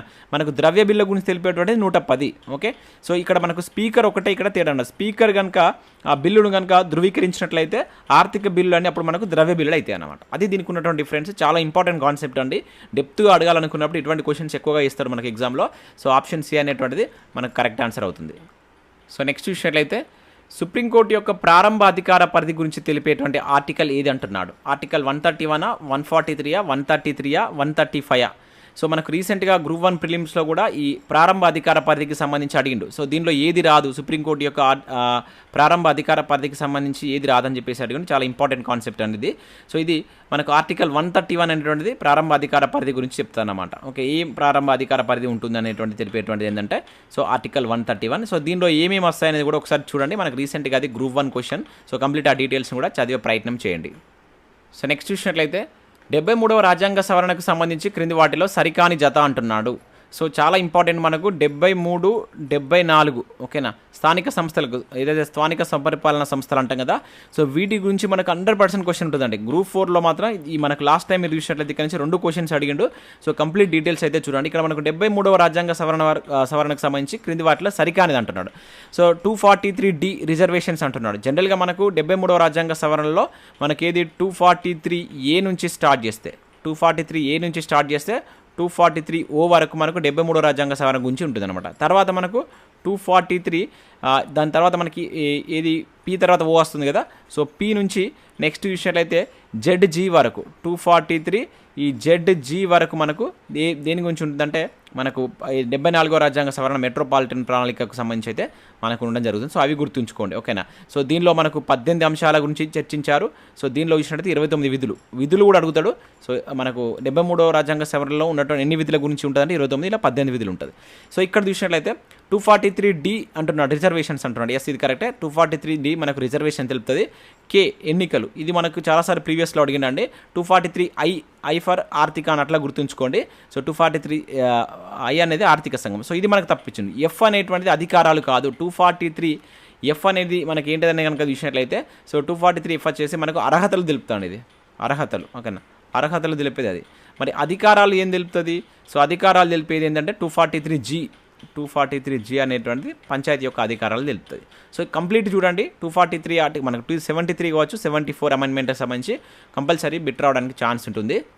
సో నెక్స్ట్ క్వశ్చన్ చూసినట్లయితే క్రింది వాటిలో సరి అనేవి గుర్తించండి అని చెప్పేసి అంటున్నాడు, ఓకేనా. సో ఇక్కడ ఇచ్చినవన్నీ మనకు రాజ్యాంగబద్ధ సంస్థలు, చాలా చాలా ఇంపార్టెంట్. సో కేంద్ర మరియు రాష్ట్ర స్థాయిలో ఉండేటువంటి రాజ్యాంగబద్ధ సంస్థలు వాటి యొక్క పదవులు అనేది మోస్ట్ ఇంపార్టెంట్ కాన్సెప్ట్. ఇక్కడ నుంచి కంపల్సరీ బిట్ రావడానికి ఛాన్స్ ఉంటుంది. సో దాని మీద ఇక్కడ క్వశ్చన్ ఇవ్వడం జరిగింది. సో దీనిలో మనకు సరి అనేవి గుర్తించండి అని చెప్పేసి అంటున్నాడు. ఫస్ట్ ఏమంటున్నాడు, అటార్నీ జనరల్ గురించి తెలిపేటువంటి ఆర్టికల్ 76 అంటున్నాడు. ఎస్, మనకు అటార్నీ జనరల్ గురించి ఆర్టికల్ 76 తెలుపుతుంది. సో రాష్ట్రపతి ఇతన్ని నియమించడం జరుగుతుంది. మనం ఇంతకుముందు చూసాం. సో ఇతని యొక్క పదవి కాలం 65 సంవత్సరాలండి. ఇది కూడా ఇంపార్టెంట్ గుర్తుంచుకోండి. రాష్ట్రపతి యొక్క ఆదేశం మేరకు ఇతను నియమించబడతాడు. సో దేశంలోనే అత్యున్నత న్యాయాధికారి కింద మనం చెప్తాం అనమాట. సో ప్రజెంట్ మనకు అటార్నీ జనరల్గా ఎవరున్నారు? ఆర్ వెంకటరమణి ఉన్నాడు. ఓకేనా, ఇది రీసెంట్గా నియామకం అనమాట. ఆర్ వెంకటరమణి మనకు ప్రజెంట్ అటార్నీ జనరల్గా కొనసాగుతున్నాడు. ఇక నెక్స్ట్ యూపీఎస్సీ చైర్మన్ యొక్క పదవి కాలం 6 సంవత్సరాలు అంటున్నాడు. ఎస్, ఇది కరెక్టే. యూపీఎస్సీ చాలా చాలా ఇంపార్టెంట్. యూపీఎస్సీ యొక్క చైర్మన్ యొక్క పదవి కాలం మనకు 6 years ఉంటుంది. సో ఇది కూడా మనకు ప్రీవియస్లో అడిగిండు. యూపీఎస్సీ గురించి తెలిపేటువంటి ఆర్టికల్ ఏంటిది మనకు? ఆ పదవి గురించి ఆర్టికల్ 316 అనేటువంటిది తెలుపుతుంది. సో ఇది కూడా 65 సంవత్సరాలు లేదా 6 సంవత్సరాలు, ఏది ముందొస్తే అదనమాట. గరిష్టంగా 65 సంవత్సరాలు లేదా పదవి కాలం 6 సంవత్సరాలు అని చెప్పేసి మనకు ఉంటుంది. రాష్ట్రపతి అదేవిధంగా సుప్రీంకోర్టు న్యాయమూర్తుల చేత విచారణ చేయించి ఇతన్ని తొలగించడం జరుగుతుంది. ఒకవేళ తొలగింపు కావాలనుకుంటే రాష్ట్రపతి చేత నియమించబడతారంట. ప్రజెంట్ మనకు ఎవరున్నారు యూపీఎస్సీ చైర్మన్ అనేది? కింద కామెంట్ చేయండి. నేను ఆల్రెడీ కరెంట్ అఫైర్స్లో మీకు చెప్పాను. సో యూపీఎస్సీ చైర్మన్ ప్రజెంట్ ఎవరనేది కామెంట్ చేయండి. ఇక కేంద్ర ప్రధాన ఎన్నికల కమిషనర్ యొక్క పదవి కాలం 5 సంవత్సరాలు అంటున్నాడు. సో ఇది తప్పండి. సో కేంద్ర ప్రధాన ఎన్నికల కమిషన్ యొక్క అధికారి యొక్క పదవి కాలం కూడా మనకు 6 సంవత్సరాలు. ఓకేనా, ఇది కూడా 6 సంవత్సరాలు గుర్తుంచుకోండి. ఇంపార్టెంట్. కేంద్ర ప్రధాన ఎన్నికల కమిషనర్ గురించి తెలిపేటువంటి ఆర్టికల్ 324. ఓకేనా, 324(2) అనేటువంటి నియామకం గురించి తెలుపుతుంది. క్లాస్ 2 అనేది నియామకం గురించి తెలుపుతుంది. 65 సంవత్సరాలు లేదంటే 6 సంవత్సరాలు ఇతని యొక్క పదవి కాలం ఉంటుంది. రాష్ట్రపతి చేత నియమించబడతాడు. ప్రస్తుతం మనకు ప్రధాన ఎన్నికల కమిషనర్గా ఎవరున్నారు? కేంద్ర ప్రధాన ఎన్నికల కమిషనర్గా రాజీవ్ కుమార్ ఉన్నాడు. ఓకేనా, రైట్. ఇక జాతీయ బీసీ కమిషనర్ యొక్క పదవి కాలం 3 సంవత్సరాలు అంటుంది. ఎస్, ఇది కూడా కరెక్టే. జాతీయ బీసీ కమిషన్ యొక్క పదవి కాలం అనేది మనకు 3 సంవత్సరాలు అనేది ఉండడం జరిగింది. గుర్తుంచుకోండి, ఇది మనకు రీసెంట్గా ఇది వార్తల్లో ఉంది కూడా. సో 338(b) అనేది బీసీ కమిషన్. సో 338 ఉంటుంది, 338(a) ఉంటుంది, 338(b). 338 అనేటువంటిది ఏం తెలుపుతుంది మనకు? జాతీయ ఎస్సీ కమిషన్.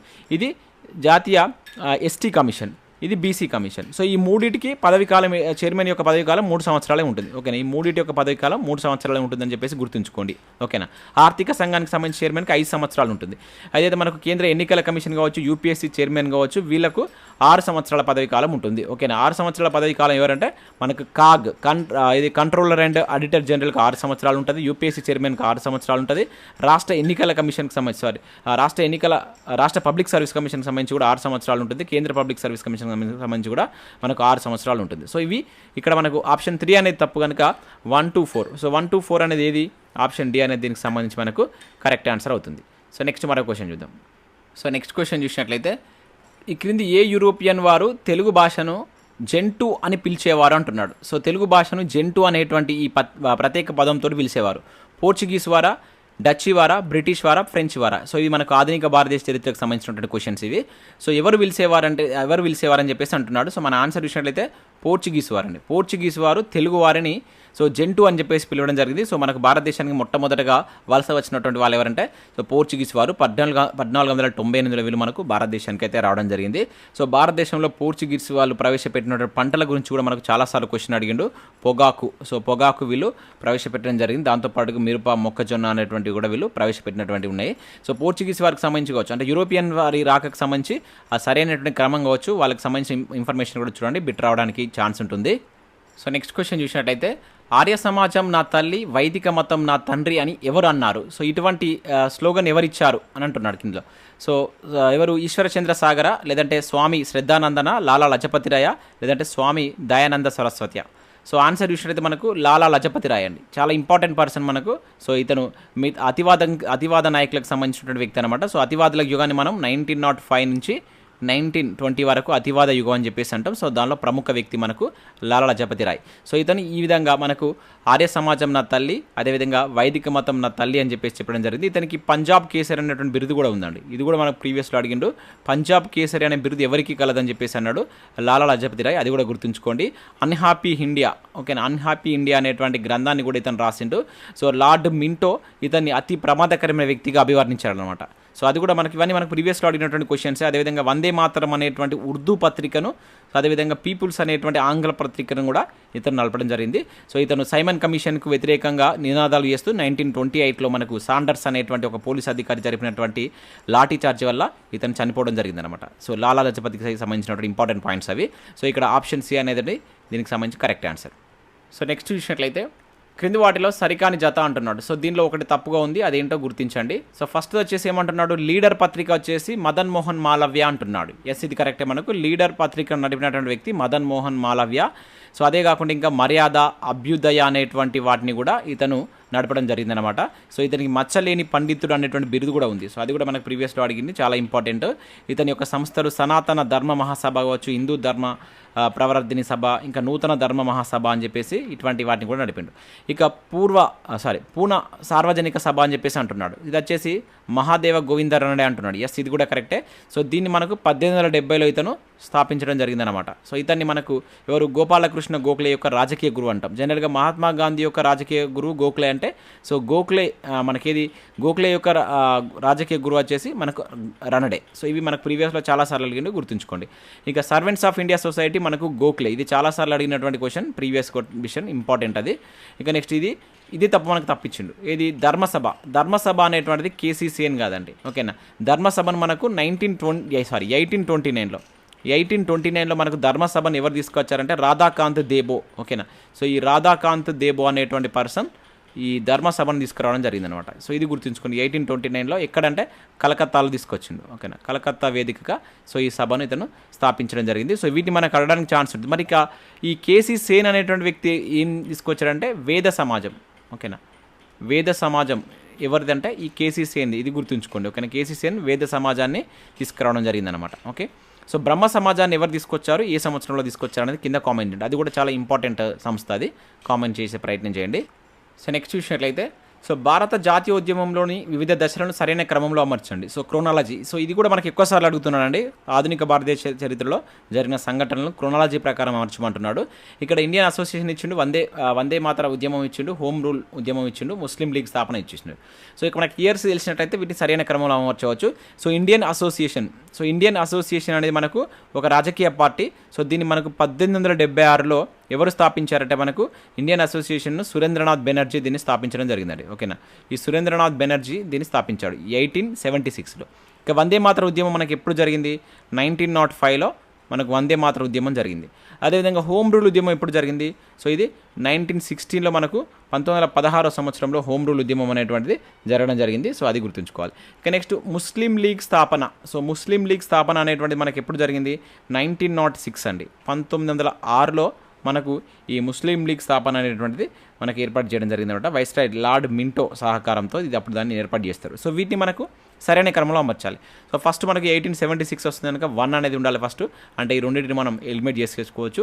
సో 1 తర్వాత 1876 తర్వాత మనకు దీనిలో మనకు 1906 వస్తుంది, అంటే 1 తర్వాత మనకు 4 ఉండాలి, అంటే ఆప్షన్ బి అనేది దీనికి సంబంధించి మనకు కరెక్ట్ ఆన్సర్ అవుతుంది. సో ఈ విధంగా ఎలిమినేట్ చేసుకోవాల్సి అయితే ఉంటుంది. సో నెక్స్ట్ మరో క్వశ్చన్ చూద్దాం. సో నెక్స్ట్ క్వశ్చన్ చూసినట్లయితే సరికాని జత అని చెప్పేసి అంటున్నాడు. సో ఇక్కడ కొన్ని మనకు ఇక్కడ మిత్రమేళ, కలకత్తా కుట్ర కేసు ఇట్లా వాటి యొక్క ఇయర్స్ ఇవ్వడం జరిగింది. చాలా ఇంపార్టెంట్ అండి. సో విప్లవ ఉద్యమాలు అని చెప్పేసి మనకు ఆధునిక భారతదేశ చరిత్రలో ఉంటుంది, విప్లవ ఉద్యమాలు కార్యక్రమం అని చెప్పేసి ఇక్కడ నుంచి కంపల్సరీ బిట్ అడుగుతున్నాడు. టీఎస్పీఎస్సీ కండక్ట్ చేస్తున్న ఎగ్జామ్లో ఇటీవల మీరు ఏ ఎగ్జామ్ చూసినా కూడా ఇక్కడ నుంచి ఒక క్వశ్చన్ పడుతుంది. ఈ ఏరియాను కంప్లీట్గా చూసుకునేటువంటి ప్రయత్నం చేయండి. సో ఇక్కడ మిత్రమేళ 1899 అని చెప్పేసి అంటున్నాడు. ఎస్, ఇది కరెక్టే. సో మనకు మిత్రమేళ అనేటువంటిది 1899లో స్థాపించడం జరిగింది. దీన్ని వీడి సవర్కర్ దీన్ని స్థాపించడం జరిగింది అనమాట. యాక్చువల్గా ఈ మిత్రమేళ 1899లో స్థాపించిన తర్వాత దీన్ని 1907లో దీని పేరు చేంజ్ చేస్తారండి, ఓకేనా. 1907కి వచ్చే వరకు దీని పేరు అనేది ఎట్లా పడుతుందంటే మనకు అభినవ భారత్ అంటారు, ఓకేనా. ఇది కూడా చాలా ఇంపార్టెంట్, అభినవ భారత్. సో దీని యొక్క ఇంపార్టెన్స్ ఏంటంటే మనకు మహారాష్ట్రలో దీన్ని ఏర్పాటు చేస్తారు. సో ఇది మహారాష్ట్రనే కాకుండా భారతదేశంలోనే మొట్టమొదటిసారిగా ఏర్పడ్డ ఒక రహస్య సంఘం అని చెప్పేసి అంటారు. అభినవ భారత్ను ఏర్పాటు చేసింది వీడి సవర్కర్. సో ఈ పేరు మార్చినప్పుడు దానికి ఎవరంటే మనకు గణేష్ సవర్కర్ ఉంటాడు స్థాపకుడుగా. వీడి సవర్కర్ వాళ్ళ బ్రదర్ గణేష్ సవర్కర్ ఉంటాడు. ఫస్ట్ ఇది కరెక్టే. ఇక కలకత్తా కుట్ర కేసు 1908 అంటున్నాడు. ఎస్, ఇది కరెక్టే. సో ఇది జడ్జి పైన మనకు బాంబు దాడి చేసినటువంటి సంఘటన అనమాట. సో 1908లో మనకు దీనికి ఎవరు కుదిరాం బోస్, అదేవిధంగా ప్రఫుల్ల చాకి ఏం చేస్తారంటే ఈ ముజఫర్పూర్ జిల్లా జడ్జి ఉంటుంది కదా, కింగ్ ఫోర్ట్స్ పైన. సో వీరు బాంబు దాడి చేసి నిరసన వ్యక్తం చేస్తారనమాట. అదే మనకు కలకత్తా కుట్ర కేసు కింద పిలుస్తారు. ఇక అలీపూర్ కుట్ర కేసు 1910 అంటున్నాడు. సో తప్ప అనేది 1910 కాదు. సో ఇది కూడా మనకు 1908 1908లో జరిగినటువంటి కేసే ఇది కూడా, ఓకేనా. ఇది ఏంటంటే మనకు ఈ కలకత్తా సమీపంలో అలీపూర్ కుట్ర కేసు అంటే ఏంటంటే కలకత్తా సమీపంలో అలీపూర్ దగ్గర సో ఈ విప్లవాదులంతా బాంబులు తయారు చేసేటువంటి ఒక కేంద్రాన్ని ఏర్పాటు చేసుకుంటారు అనమాట. దానిపైన పోలీసులు దాడి చేసి అక్కడ కొన్ని ఇంపార్టెంట్ పత్రాలను వాళ్ళు తీసుకెళ్తారు. సో దీనికి ఈ కేసులో ప్రధాన నిందితులుగా మనకు అరవింద్ ఘోష్ని అరెస్ట్ చేస్తారు అనమాట అప్పుడు, ఓకేనా. సో ఇది మనకు తప్పించును, ఇదే ఆన్సర్ అవుతుంది. సో ఇది తప్పు. ఇక ఢిల్లీ కుట్ర కేసు, సో ఇది కూడా చాలా ఇంపార్టెంట్. ఇది 1912లో జరుగుతుంది. సో ఏదంటే మనకి దీని యొక్క ఇది మనకు రీసెంట్ క్వశ్చన్ అండి, టీఎస్పీఎస్సీలో అడిగినటువంటి క్వశ్చన్ ఇది. సచీంద్ర సన్యాల్ అదేవిధంగా రాజ్ బిహార్ బోస్ వీళ్ళు ఇద్దరు కలిసి మనకు ఢిల్లీ ఏదైతే వైస్రాయ్ భవన్ ఉంటుంది అక్కడ హార్డింజ్ 2 పైన బాంబు దాడి చేస్తారన్నమాట. దీన్నే మనం ఢిల్లీ కుట్ర కేసు కింద చెప్తాం. సో ఈ కుట్ర కేసెస్ అనేది చాలా చాలా ఇంపార్టెంట్. విప్లవ కార్యక్రమాలు కావచ్చు, వాళ్ళు చేసినటువంటి ఉద్యమాలకు సంబంధించి కంపల్సరీ బిట్ అడుగుతున్నాడు. సో వాటి మీద ఎక్కువ ఫోకస్ చేసేటువంటి ప్రయత్నం చేయండి. ఇక నెక్స్ట్ చూసినట్లయితే ఇక్కడ మనకు ఖిలాఫత్ ఉద్యమం గురించి అడిగాడు. సో ఖిలాఫత్ ఉద్యమం ఏ సంవత్సరంలో ప్రారంభమైంది అని చెప్పేసి అంటున్నాడు. సో మనకు ఇప్పుడు 1917, 1918, 1919 లేదంటే 1920లోన ఏ ఇయర్లో మనకు ఖిలాఫత్ ఉద్యమం ప్రారంభమైంది? సో దీనికి సంబంధించి మన ఆన్సర్ కనుక చూసినట్లయితే 1919 అండి. ఖిలాఫత్ ఉద్యమం అనేటువంటిది 1919లో చేపట్టినటువంటిది. సో చాలా ఉంటాయి 1919లో మనకు, వాటన్నిటిని మీరు జాగ్రత్తగా గుర్తుంచుకోండి. సో ఇది ఎందుకు మనకు ఖిలాఫత్ ఉద్యమం అనేది ఎందుకు వస్తుందంటే ముఖ్యంగా మొదటి ప్రపంచ యుద్ధం తర్వాత మనకు ఈ టర్కీ సుల్తాన్ ఉంటారు కదా. సో ఈ టర్కీ సుల్తాన్ను అక్కడ మనకు ఎవరైతే అక్కడ ఖలీఫా ఉంటారు కదా, మతాధికారి అంటారు కదా, సో అతన్ని ఇంగ్లాండ్ ఆ ఖలీఫా పదవిని రద్దు చేస్తారన్నమాట. సో ఈ టర్కీ సుల్తాన్ ఆంగ్లేయుల చెర నుంచి విడిపించడం కోసం సో వీళ్ళు ఖలీఫా బిరుదును పునరుద్ధరించడం, అంటే ఆ ఖలీఫా అనేటువంటి ఆ పదవిని మళ్ళీ పునరుద్ధరించాలనే ఉద్దేశంతో ఈ ఖిలాఫత్ ఉద్యమాన్ని తీసుకొస్తారనమాట. సో మన భారతదేశంలో కూడా ఈ ఖిలాఫత్ ఉద్యమాన్ని 1919లో ప్రారంభించడం జరుగుతుంది. సో ఇక్కడ ప్రతి దానికి ఇంపార్టెన్స్ ఉందండి. సో మనకు 1920లో కనుక చూసినట్లయితే సహాయ నిరాకరణ ఉద్యమం జరుగుతుంది. అదేవిధంగా 1918లో కనుక చూసినట్లయితే మనకు ఖేదా సత్యాగ్రహం అనేది జరుగుతుంది. 1917లో కనుక చూసినట్లయితే 1918లో 2 జరుగుతాయి. ఒకటి అహ్మదాబాద్కి సంబంధించినటువంటి మిల్లు కార్మిక సమ్మె కావచ్చు, అదేవిధంగా ఖేడా ఉద్యమం, ఈ 2 మనం జరుగుతుంది. 1917లో జరిగినటువంటి ఇంపార్టెంట్ సంఘటన ఏంటనేది కింద కామెంట్ చేసేటువంటి ప్రయత్నం చేయండి. చాలా చాలా ఇంపార్టెంట్. అక్కడ దగ్గరగా ఇయర్స్ అనేది చాలా దగ్గరగా ఉంటాయి కనుక కన్ఫ్యూజ్ కావడానికి ఎక్కువ ఛాన్స్ ఉంటుంది. అది చాలా చాలా ఇంపార్టెంట్. ఇక నెక్స్ట్ ఇక్కడ చూసినట్లయితే మనకు ఖజరహో దేవాలయాలను ఈ క్రింది ఎవరు నిర్మించారు అంటున్నాడు. సో మనకు యాక్చువల్గా ఇప్పుడు ఆధునిక భారతీయ చరిత్ర అనేది సిలబస్లో ఉంది, గ్రూప్ 4కి సంబంధించి కావచ్చు. టీఎస్పీ సిలబస్లో మ్యాక్సిమం మనకు మోడర్న్ ఇండియన్ హిస్టరీ ఎక్కువ ఉంది. కాకపోతే మనకు మిడివల్ కావచ్చు, ఏన్షియంట్ల గురించి కూడా 1 లేదా 2 క్వశ్చన్స్ అడుగుతున్నాడు. అది కూడా ముఖ్యంగా కల్చర్, కట్టడాల గురించి, వాళ్ళ యొక్క వాస్తుకళ గురించి అడుగుతున్నాడు కనుక సో మీరు ప్రిపేర్ అయ్యేటువంటి అభ్యర్థులు ఒకసారి రఫ్గా వాళ్ళ యొక్క ఏదైతే మనకు మధ్యయుగం కావచ్చు, అదేవిధంగా అంతకంటే ముందు ఉన్నటువంటి మనకు ఏది సింధు నాగరికతకు సంబంధించినటువంటి కావచ్చు అండ్ మౌర్యలకు సంబంధించినటువంటి కట్టడాలపైన ఫోకస్ చేయండి. అక్కడి నుంచి బిట్ రావడానికి ఛాన్స్ ఎక్కువ ఉంటుంది. ఖజరహో దేవాలయాలను ఎవరు నిర్మించారు? సో సోలంకీల, చౌహాన్ల, చాందేయుల, పాలవంశుల. ఓకే, ఇక్కడ చూసినట్లయితే మనకు చాందేయులు మనకు ఇది ఖజరహో దేవాలయాలను నిర్మించడం జరిగింది. సో అదేవిధంగా ఇక్కడ సోలంకీలకు సంబంధించిన మనకు రీసెంట్గా గ్రూప్ 1 ప్రిలిమ్స్లో జతపరచులో ఒకటి అడిగిందనమాట. సోలంకీలో ఒక వైపు ఇచ్చేసి వీళ్ళు సోమనాథ ఆలయాన్ని నిర్మించారని చెప్పేసి. అదేవిధంగా ఈ రాణికా వావ్ అనేటువంటిది కూడా మనకు ఇక్కడ గుజరాత్లో ఉన్నటువంటిది రాణికా వావ్ అనేటువంటిది కూడా మనకు ఈ సోలంకీల కాలంలో భీమావాన్ నిర్మించినటువంటిది అనమాట. సో వీళ్ళ యొక్క నిర్మాణాలు కూడా చాలా చాలా ఇంపార్టెంట్, గుర్తుంచుకోండి. చౌహాన్ల కాలంలో ఎటువంటి నిర్మాణాలు ఉన్నాయి, అదేవిధంగా ఏదైతే ఈ మనకు పాలవంశంలో కాలంలో ఎటువంటి నిర్మాణాలు ఉన్నాయి, ఇట్లా వాటి యొక్క శిల్పకళ, అదేవిధంగా వాళ్ళ యొక్క వాస్తుకళకు సంబంధించిన దానిపైన ఫోకస్ చేయండి. ఒక 2-3 క్వశ్చన్స్ ఇక్కడి నుంచి కూడా అడగడానికి ఎక్కువగా ఛాన్స్ ఉంది. సో ఇక్కడ చూసినట్టయితే సో క్రింది రాజవంశాలు వారు పరిపాలించినటువంటి కాలానికి అనుగుణంగా అమర్చమంటున్నాడు. ఏ రాజవంశం వచ్చింది? ముఖ్యంగా ఇది మగధ, ఇక్కడ మగధ అనబడాలి. మగధను పాలించినటువంటి రాజవంశాలు ఇది. సో మగధను పరిపాలించినటువంటి రాజవంశాలను సరైన క్రమంలో అమర్చమంటున్నాడు ఇక్కడ. సో హర్యంక వంశమా, బృహద్రథ వంశమా అండ్ బృహద్రథ వంశం, శిశునాగవంశం, ఇక్కడ శిశు అనబడ్డది, ఇక్కడ శిశునాగవంశం, అదేవిధంగా నందవంశం. దీనిలో మనం మగధను పరిపాలించినటువంటి మొట్టమొదటి వంశం ఏంటి, తర్వాత వంశం ఏంటంటే మనకు తెలియాలి. సో మొట్టమొదటి వంశం మనకు బృహద్రథ వంశం అండి. ఇది మనకు మొట్టమొదటిసారిగా మనకు ఈ మగధను పరిపాలించడం జరిగింది. తర్వాత మనకు హార్యాంక వంశం తర్వాత పరిపాలించడం జరిగింది. తర్వాత శిశునాగ వంశం. సో వీళ్ళు 3వ వాళ్ళు అనమాట. సో ఈ వంశాన్ని మనకు శిశునాగుడు స్థాపించాడు కనుక శిశునాగుడు. దీనిలో మనకు కాలాశోకుడు అని చెప్పేసి చాలా ఇంపార్టెంట్ వ్యక్తి ఉంటాడు. అతను 2వ బౌద్ధ సంగీతిని కూడా జరిపించినటువంటి వ్యక్తి అనమాట కాలాశోకుడు. ఓకేనా. ఇక నెక్స్ట్ నందవంశం. సో నందవంశం అనేది తర్వాత రావడం జరిగింది. మనకు మహాపద్మనందుడు ఈ నందవంశాన్ని స్థాపించడం జరిగింది. సో నందవంశంలో మనకు చివరివాడు ధననందుడు. ఈ ధననందుని ఓడించే మనకు తర్వాత మనకు మౌర్యులు రావడం జరుగుతున్నాడు. సో మౌర్యులు చాలా చాలా ఇంపార్టెంట్, మనకు చాలా మౌర్య సామ్రాజ్యాన్ని మనకు 321 BCలో అయితే చూస్తాం. సో మోస్ట్ ఇంపార్టెంట్, ఇక్కడ నుంచి కూడా బిట్ రావచ్చు. సో ఇక్కడ మనకు వీటిని కరెక్ట్ అరేంజ్ చేస్తే ఫస్ట్ మనకు బృహద్రథ రావాలి, అంటే ఆప్షన్ 2తో స్టార్ట్ అవుతుంది. ఆప్షన్ 2తో స్టార్ట్ అయితే 2 ఉన్నాయి ఇక్కడ, ఈ రెండింటిని మనం ఎలిమినేట్ చేయొచ్చు. సో ఇది సో 2 తర్వాత మనకు నెక్స్ట్ ఏం రావాలి, ఆప్షన్ 1తో స్టార్ట్ కావాలి. మిస్టేక్ ఇచ్చాను ఇక్కడ, ఆప్షన్ 1తోనే స్టార్ట్ కావాలి, అంటే ఈ రెండింటిని మనం ఎలిమినేట్ చేసేయవచ్చు. 1 సెకండ్. సో మనకు ఆప్షన్ ఫస్ట్ ఆప్షన్ 2 కదా, ఆప్షన్ 2 బృహద్రథ వంశంతో మనకు స్టార్ట్ అవుతుంది కనుక ఆప్షన్ 2 తోటి. అయితే ఈ రెండింటిని తీసేస్తే ఇక్కడ ఇదైనా కావచ్చు. దాని తర్వాత హర్యాంక వంశం 2 తర్వాత 1 అంటే ఇది అవుతుంది మనకు 2134 అవుతుంది. బృహద్రథ వంశం, హర్యాంక వంశం, శిశునాగ వంశం, నందవంశం అనేది కరెక్ట్ ఆర్డర్. నెక్స్ట్ మరో క్వశ్చన్ చూద్దాం.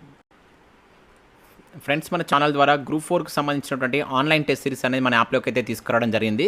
సో దీనికి సంబంధించి మీకు ప్రశ్నలు తెలుగు మరియు ఇంగ్లీష్ మీడియంలో అయితే ఉంటాయి. టాపిక్ వైజ్గా 100 టెస్టులు, అదేవిధంగా 10 గ్రాండ్ టెస్ట్ అయితే అందుబాటులో ఉన్నాయి. ప్రజెంట్ దీనికి సంబంధించి ఆఫర్ అయితే ఉంది. యాక్చువల్గా దీని కాస్ట్ వచ్చేసి 399, ప్రజెంట్ మీకు 299కి ఆఫర్ అయితే ఉంది. జస్ట్ మీకు 2 డేస్ మాత్రమే వ్యాలిడిటీ ఉంది. ఇంట్రెస్టెడ్ క్యాండిడేట్స్ ఎవరైనా తీసుకోవాలంటే తీసుకోండి. ఇంకా తెలంగాణ కల్చర్కి సంబంధించి టాప్ 100 బిట్స్కి సంబంధించినటువంటి గ్రాండ్ టెస్ట్ అయితే ఉండడం జరిగింది. ప్రభుత్వ పథకాలకు సంబంధించినటువంటి గ్రాండ్ టెస్ట్ కూడా మన యాప్లో అయితే అందుబాటులో ఉంది. ఇంకా కరెంట్ అఫైర్స్ పీడిఎఫ్ కూడా పర్ మంత్కు 20 రూపీస్ చొప్పున చెల్లించి మీరు పీడిఎఫ్ని అయితే పొందవచ్చు. ఇంకా అవే కాకుండా ఇండివిజువల్గా ఇండియన్ పాలిటిక్స్ సంబంధించిన టెస్ట్ సిరీస్ కావచ్చు, అండ్ తెలంగాణ చరిత్రకు సంబంధించిన టెస్ట్ సిరీస్, అదేవిధంగా ఉద్యమ చరిత్ర అండ్ జనరల్ సైన్స్కి సంబంధించిన టెస్ట్ సిరీస్ కూడా ఉన్నాయి. సో వీటికి సంబంధించిన శాంపిల్ టెస్ట్ అక్కడ ఉంటాయి. ఒకసారి మీరు శాంపిల్ టెస్ట్ చూసిన తర్వాత నచ్చితే దానికి సంబంధించిన కోర్స్ అయితే తీసుకోండి.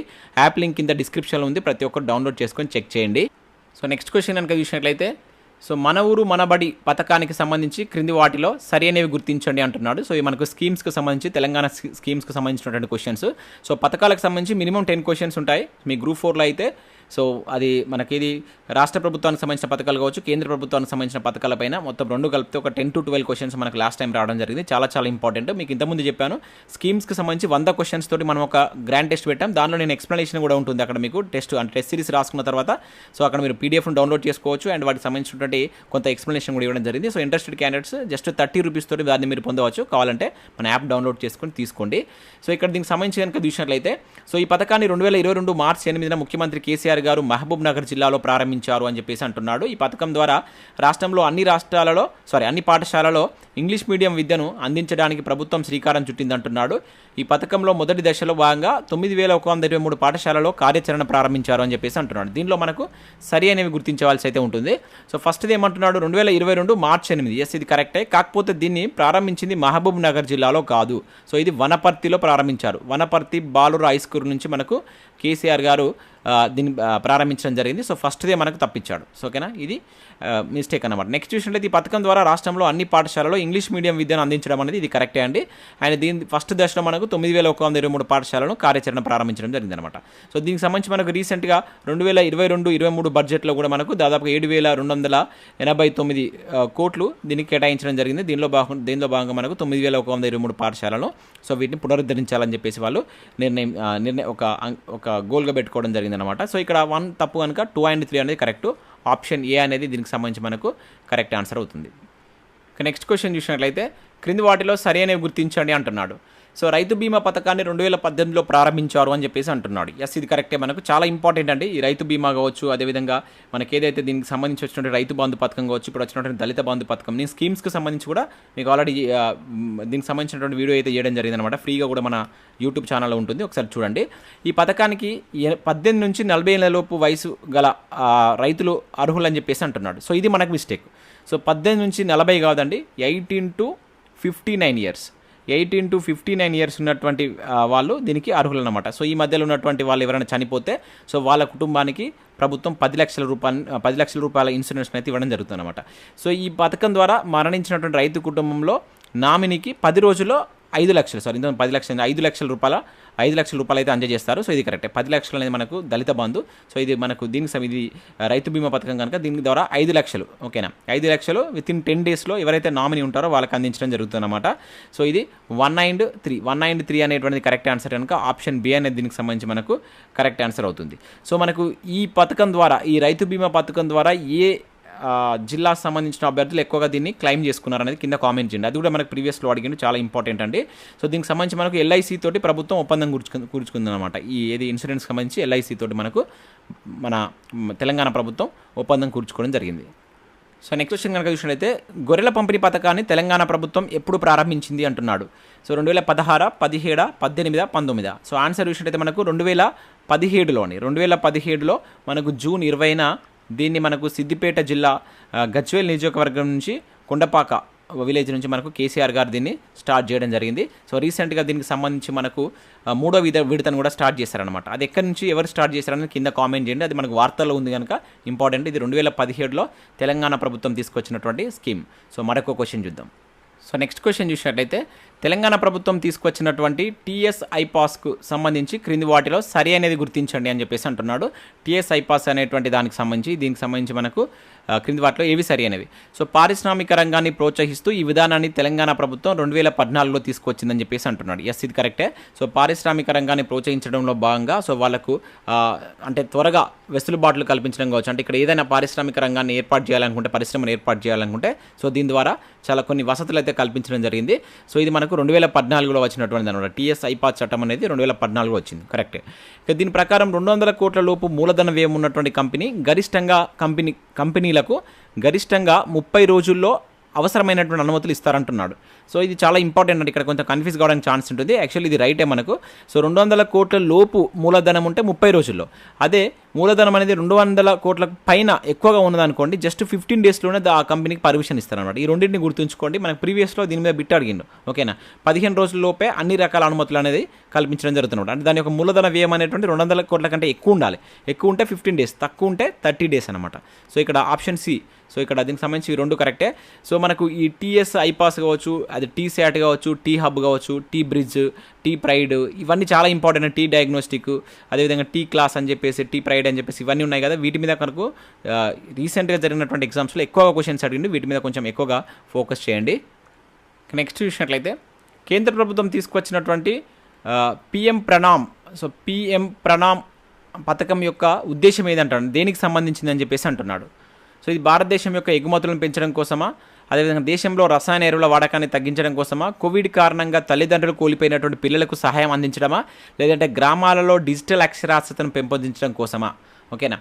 సో దీనిలో దేనికి సంబంధించినటువంటిది మనకి పిఎం ప్రణామ్ అనేటువంటిది. సో ఆన్సర్ చూసినట్లయితే మనకు దేశంలో రసాయన ఎరువుల యొక్క వాడకాన్ని తగ్గించడం కోసం మనకు ఈ పిఎం ప్రణామ్ అనేటువంటి స్కీమ్ను మనకు సెంట్రల్ గవర్నమెంట్ తీసుకురావడం జరిగిందనమాట. చాలా చాలా ఇంపార్టెంట్. అంటే రసాయన ఎరువులపై సబ్సిడీ భారాన్ని తగ్గించుకోవడానికి దీన్ని పిఎం ప్రణామ్ అని చెప్పేసి పిలుస్తాం. సో దీని యొక్క ముఖ్య ఉద్దేశం ఏంటంటే మనకు రసాయన ఎరువులను వాడకాన్ని తగ్గించేసి కొంతవరకు మనకు ఈ ఆర్గానిక్ దాన్ని ప్రోత్సహించే విధంగా సో దీన్ని తీసుకురావడం జరిగిందనమాట.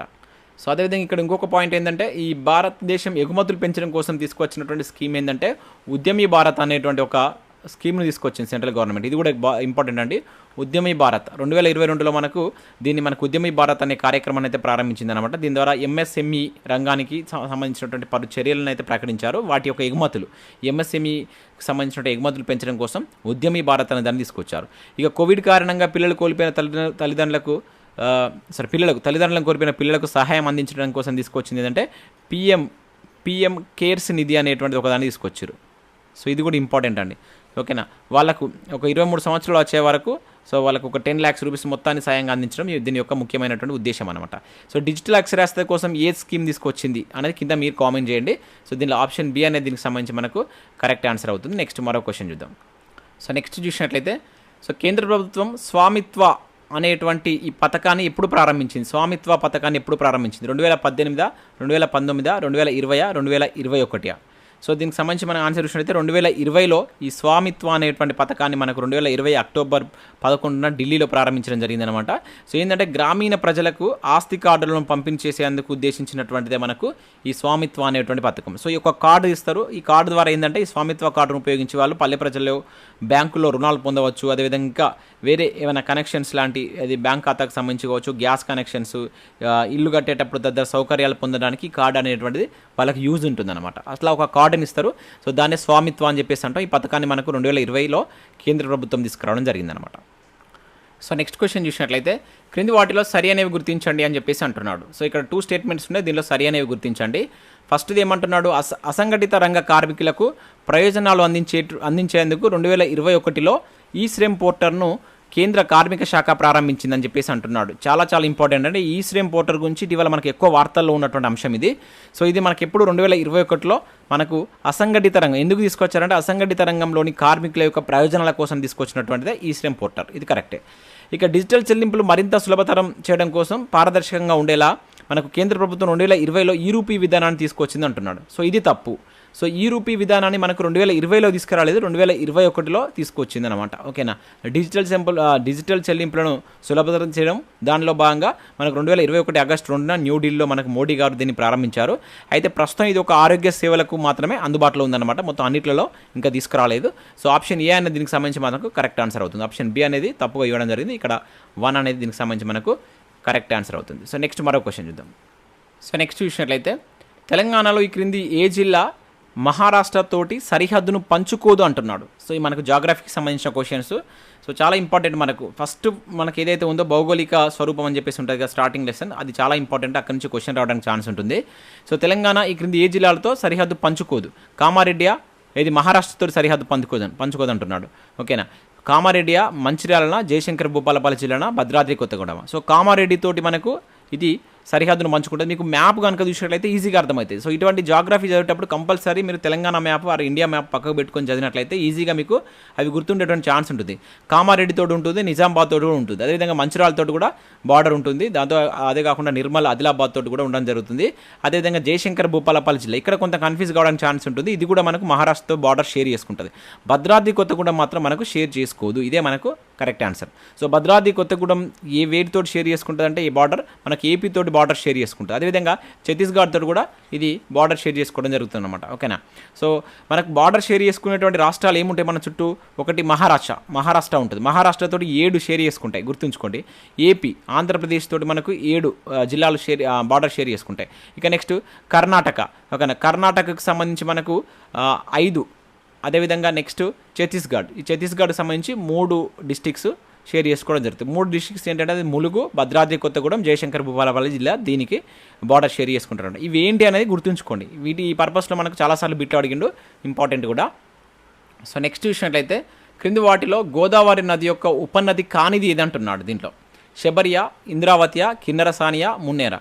సో గోదావరి కావచ్చు, కృష్ణ కావచ్చు, వీటి యొక్క ఉపనదులు కంపల్సరీ ఇంపార్టెంట్ అండి. అవి ఎటు నుంచి ఎక్కడ స్టార్ట్ అయినాయి, దేనికి ఏది ఉపనది అనేది కంపల్సరీ బిట్టాడడానికి ఛాన్స్ ఉంటుంది. వాటి మీద ఉండేటువంటి ప్రాజెక్ట్స్ కూడా ఇంపార్టెంట్. సో ఇక్కడ గోదావరి నదికి ఉపనది కాంది ఏంటంటే మనకు మున్నేరు. సో మున్నేరు అనేది ఇది కృష్ణానదికి సంబంధించినటువంటి ఉపనది అండి. ఓకేనా. కృష్ణానదికి ఎడమ వైపున కలుస్తుంది ఇది. ఓకేనా. సో దీని యొక్క జన్మస్థలం మనకు మహబూబాబాద్ పట్టణంలో దీని యొక్క జన్మస్థలం అనేది ఉండడం జరుగుతుంది. సో దీనికి కూడా మళ్ళీ మున్నేరుకు కూడా 2 ఉపనదులు ఉంటాయి. వైరా, కట్లేరు అనేటువంటి ఉపనదులు కూడా దీనికి ఉండడం జరుగుతుంది అనమాట. సో ఇక్కడ ఇది మున్నేరు అనేది దీనికి సంబంధించి correct answer. So next question చూసినట్లయితే దేశంలోనే అత్యధిక బ్లాకులు ఉన్నటువంటి క్రింది ప్రాజెక్ట్ ఏది అంటున్నాడు. అత్యధిక బ్లాకులు ఉన్నటువంటి ప్రాజెక్ట్ ఏది? శ్రీరామ్ సాగర్ ప్రాజెక్టా, జూరాలనా, నిజాం సాగర్ ప్రాజెక్టా, కడెం ప్రాజెక్టా? సో ఆన్సర్ చూసినట్లయితే మనకు జూరాల ప్రాజెక్ట్ అండి. ఇంపార్టెంట్ ప్రాజెక్ట్ ఇది. సో జూరాల ప్రాజెక్ట్ అనేది మనకు 1995లో కట్టడం జరిగిందనమాట. సో ఇది మనకు ఏ నది పైన ఉంటుంది? కృష్ణా నది పైన ఉంటుంది. కృష్ణా నది పైన ఉన్నటువంటి ప్రాజెక్ట్. కృష్ణా నది పైన మొట్టమొదటి ప్రాజెక్టు మనకు జూరాల. సో అది గుర్తుంచుకోండి. దేశంలోనే అత్యధికంగా 84 బ్లాకులు ఉన్నాయి దీనికి సంబంధించి, ఈ ప్రాజెక్టు సంబంధించి. సో ఇది దేనిపైన కట్టినటువంటిది? కృష్ణా నదిపై కట్టినటువంటిది. సో దీని యొక్క నిల్వ సామర్థ్యం ఎంత అంటే 11.94 టీఎంసీలు దీని యొక్క వాటర్ నిల్వ సామర్థ్యం అనమాట. ఇది ఇంపార్టెంట్.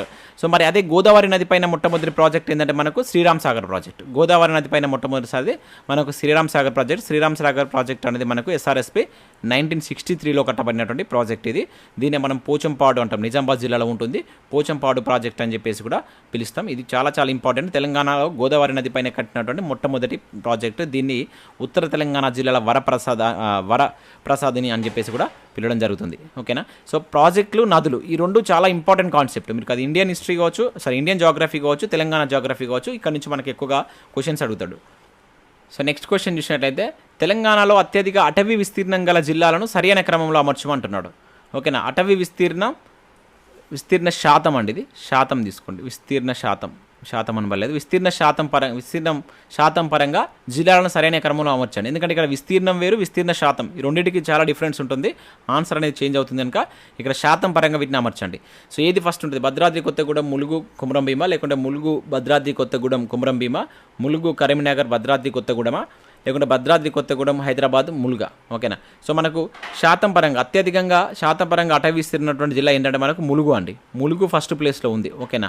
సో ములుగులో మనకు దాదాపుగా దాని విస్తీర్ణంలో దాదాపు 8.1 మనకు ఈ అటవీ విస్తీర్ణ శాతం అనేటువంటిది ఉంటుంది. దాని తర్వాత మనకు భద్రాద్రి కొత్తగూడెం, ఓకేనా. భద్రాద్రి అనేది సెకండ్ ప్లేస్లో ఉంటుంది. తర్వాత కనుక చూసినట్లయితే మనకు కొమురంభీం ఆసిఫాబాద్. సో ఈ వరుస క్రమం ఎక్కడ చూసుకోవాలి. మనకు ములుగుతో స్టార్ట్ అవుతుంది, అంటే ఈ రెండు మనకు గావు, ఓకేనా.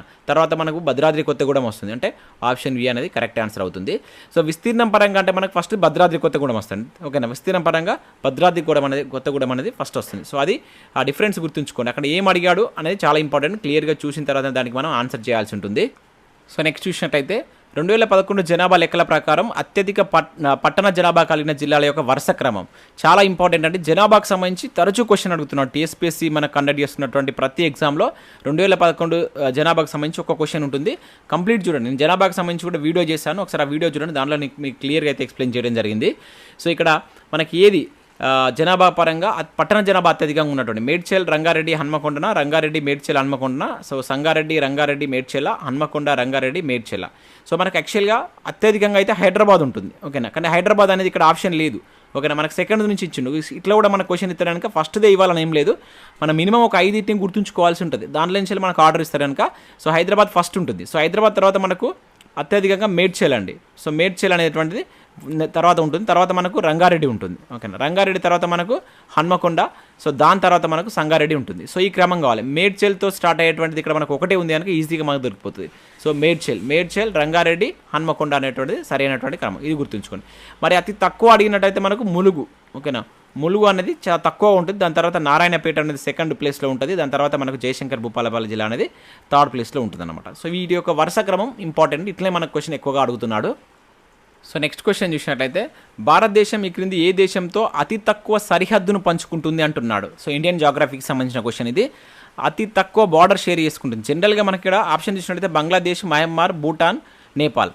అతి తక్కువ మనకు దేనితో ఉంటుంది, ఆఫ్ఘనిస్తాన్ తోటి ఉంటుంది జనరల్గా. కాబట్టి ఇక్కడ మనకు ఆప్షన్ ఇవ్వలేదు, ఓకేనా. సో ఇట్లా అడుగుతారు మన క్వశ్చన్, చాలా చాలా ఇంపార్టెంట్ అండి. సో ఆఫ్ఘనిస్తాన్ లేదు కనుక నెక్స్ట్ మళ్ళీ మనకు నెక్స్ట్ తెలవాలి, ఓకేనా. నెక్స్ట్ తెలిసినప్పుడే మనకి ఇక్కడ ఆన్సర్ ఈజీ చేయగలుగుతాం. సో ఆఫ్ఘనిస్తాన్ తోటి అతి తక్కువగా మనకు డ్యూరాండ్ రేఖ అనేది సరిహద్దుగా ఉంటూ సో మనకు 106 కిలోమీటర్ల సరిహద్దు ఉంటుందన్నమాట, ఓకేనా. అది ఓన్లీ లడాక్ తోటి షేర్ చేసుకుంటుంది మన దగ్గర, ఓకేనా. లడాక్ మాత్రమే ఉంటుంది అనమాట. సో అది ఇక్కడ లేదు. ఇక్కడ మనకు బంగ్లాదేశ్, మయన్మార్, భూటాన్ ఉంది కనుక దీని తర్వాత మనకు ఉన్నట్టు ఏంటంటే భూటాన్ అండి. So next Bhutan. So Bhutan అనేటువంటిది మనకు 699, ఓకేనా. 699 కిలోమీటర్ల దూరం ఉన్నటువంటి విస్తీర్ణంతో షేర్ చేసుకుంటారన్నమాట. సిక్కిం కావచ్చు, వెస్ట్ బెంగాల్, అస్సాం, అరుణాచల్ ప్రదేశ్. సో సరిహద్దు రాష్ట్రాల కింద మనం చూస్తాం అన్నమాట. సో భూటాన్ అనేటువంటిది మనకు ఆప్షన్ సి, ఇది దీనికి సంబంధించి మనకు కరెక్ట్ ఆన్సర్ అవుతుంది. ఎక్కువ మనకు బంగ్లాదేశ్ గుర్తుంచుకోండి, అత్యధికంగా బంగ్లాదేశ్. సో బంగ్లాదేశ్ అత్యధికంగా మనకు బార్డర్ షేర్ చేసుకుంటుంది. సో వెస్ట్ బెంగాల్, అదేవిధంగా మేఘాలయ, అస్సాం, త్రిపుర, మిజోరం తోటి సో 4096 కిలోమీటర్లు షేర్ చేసుకుంటుంది.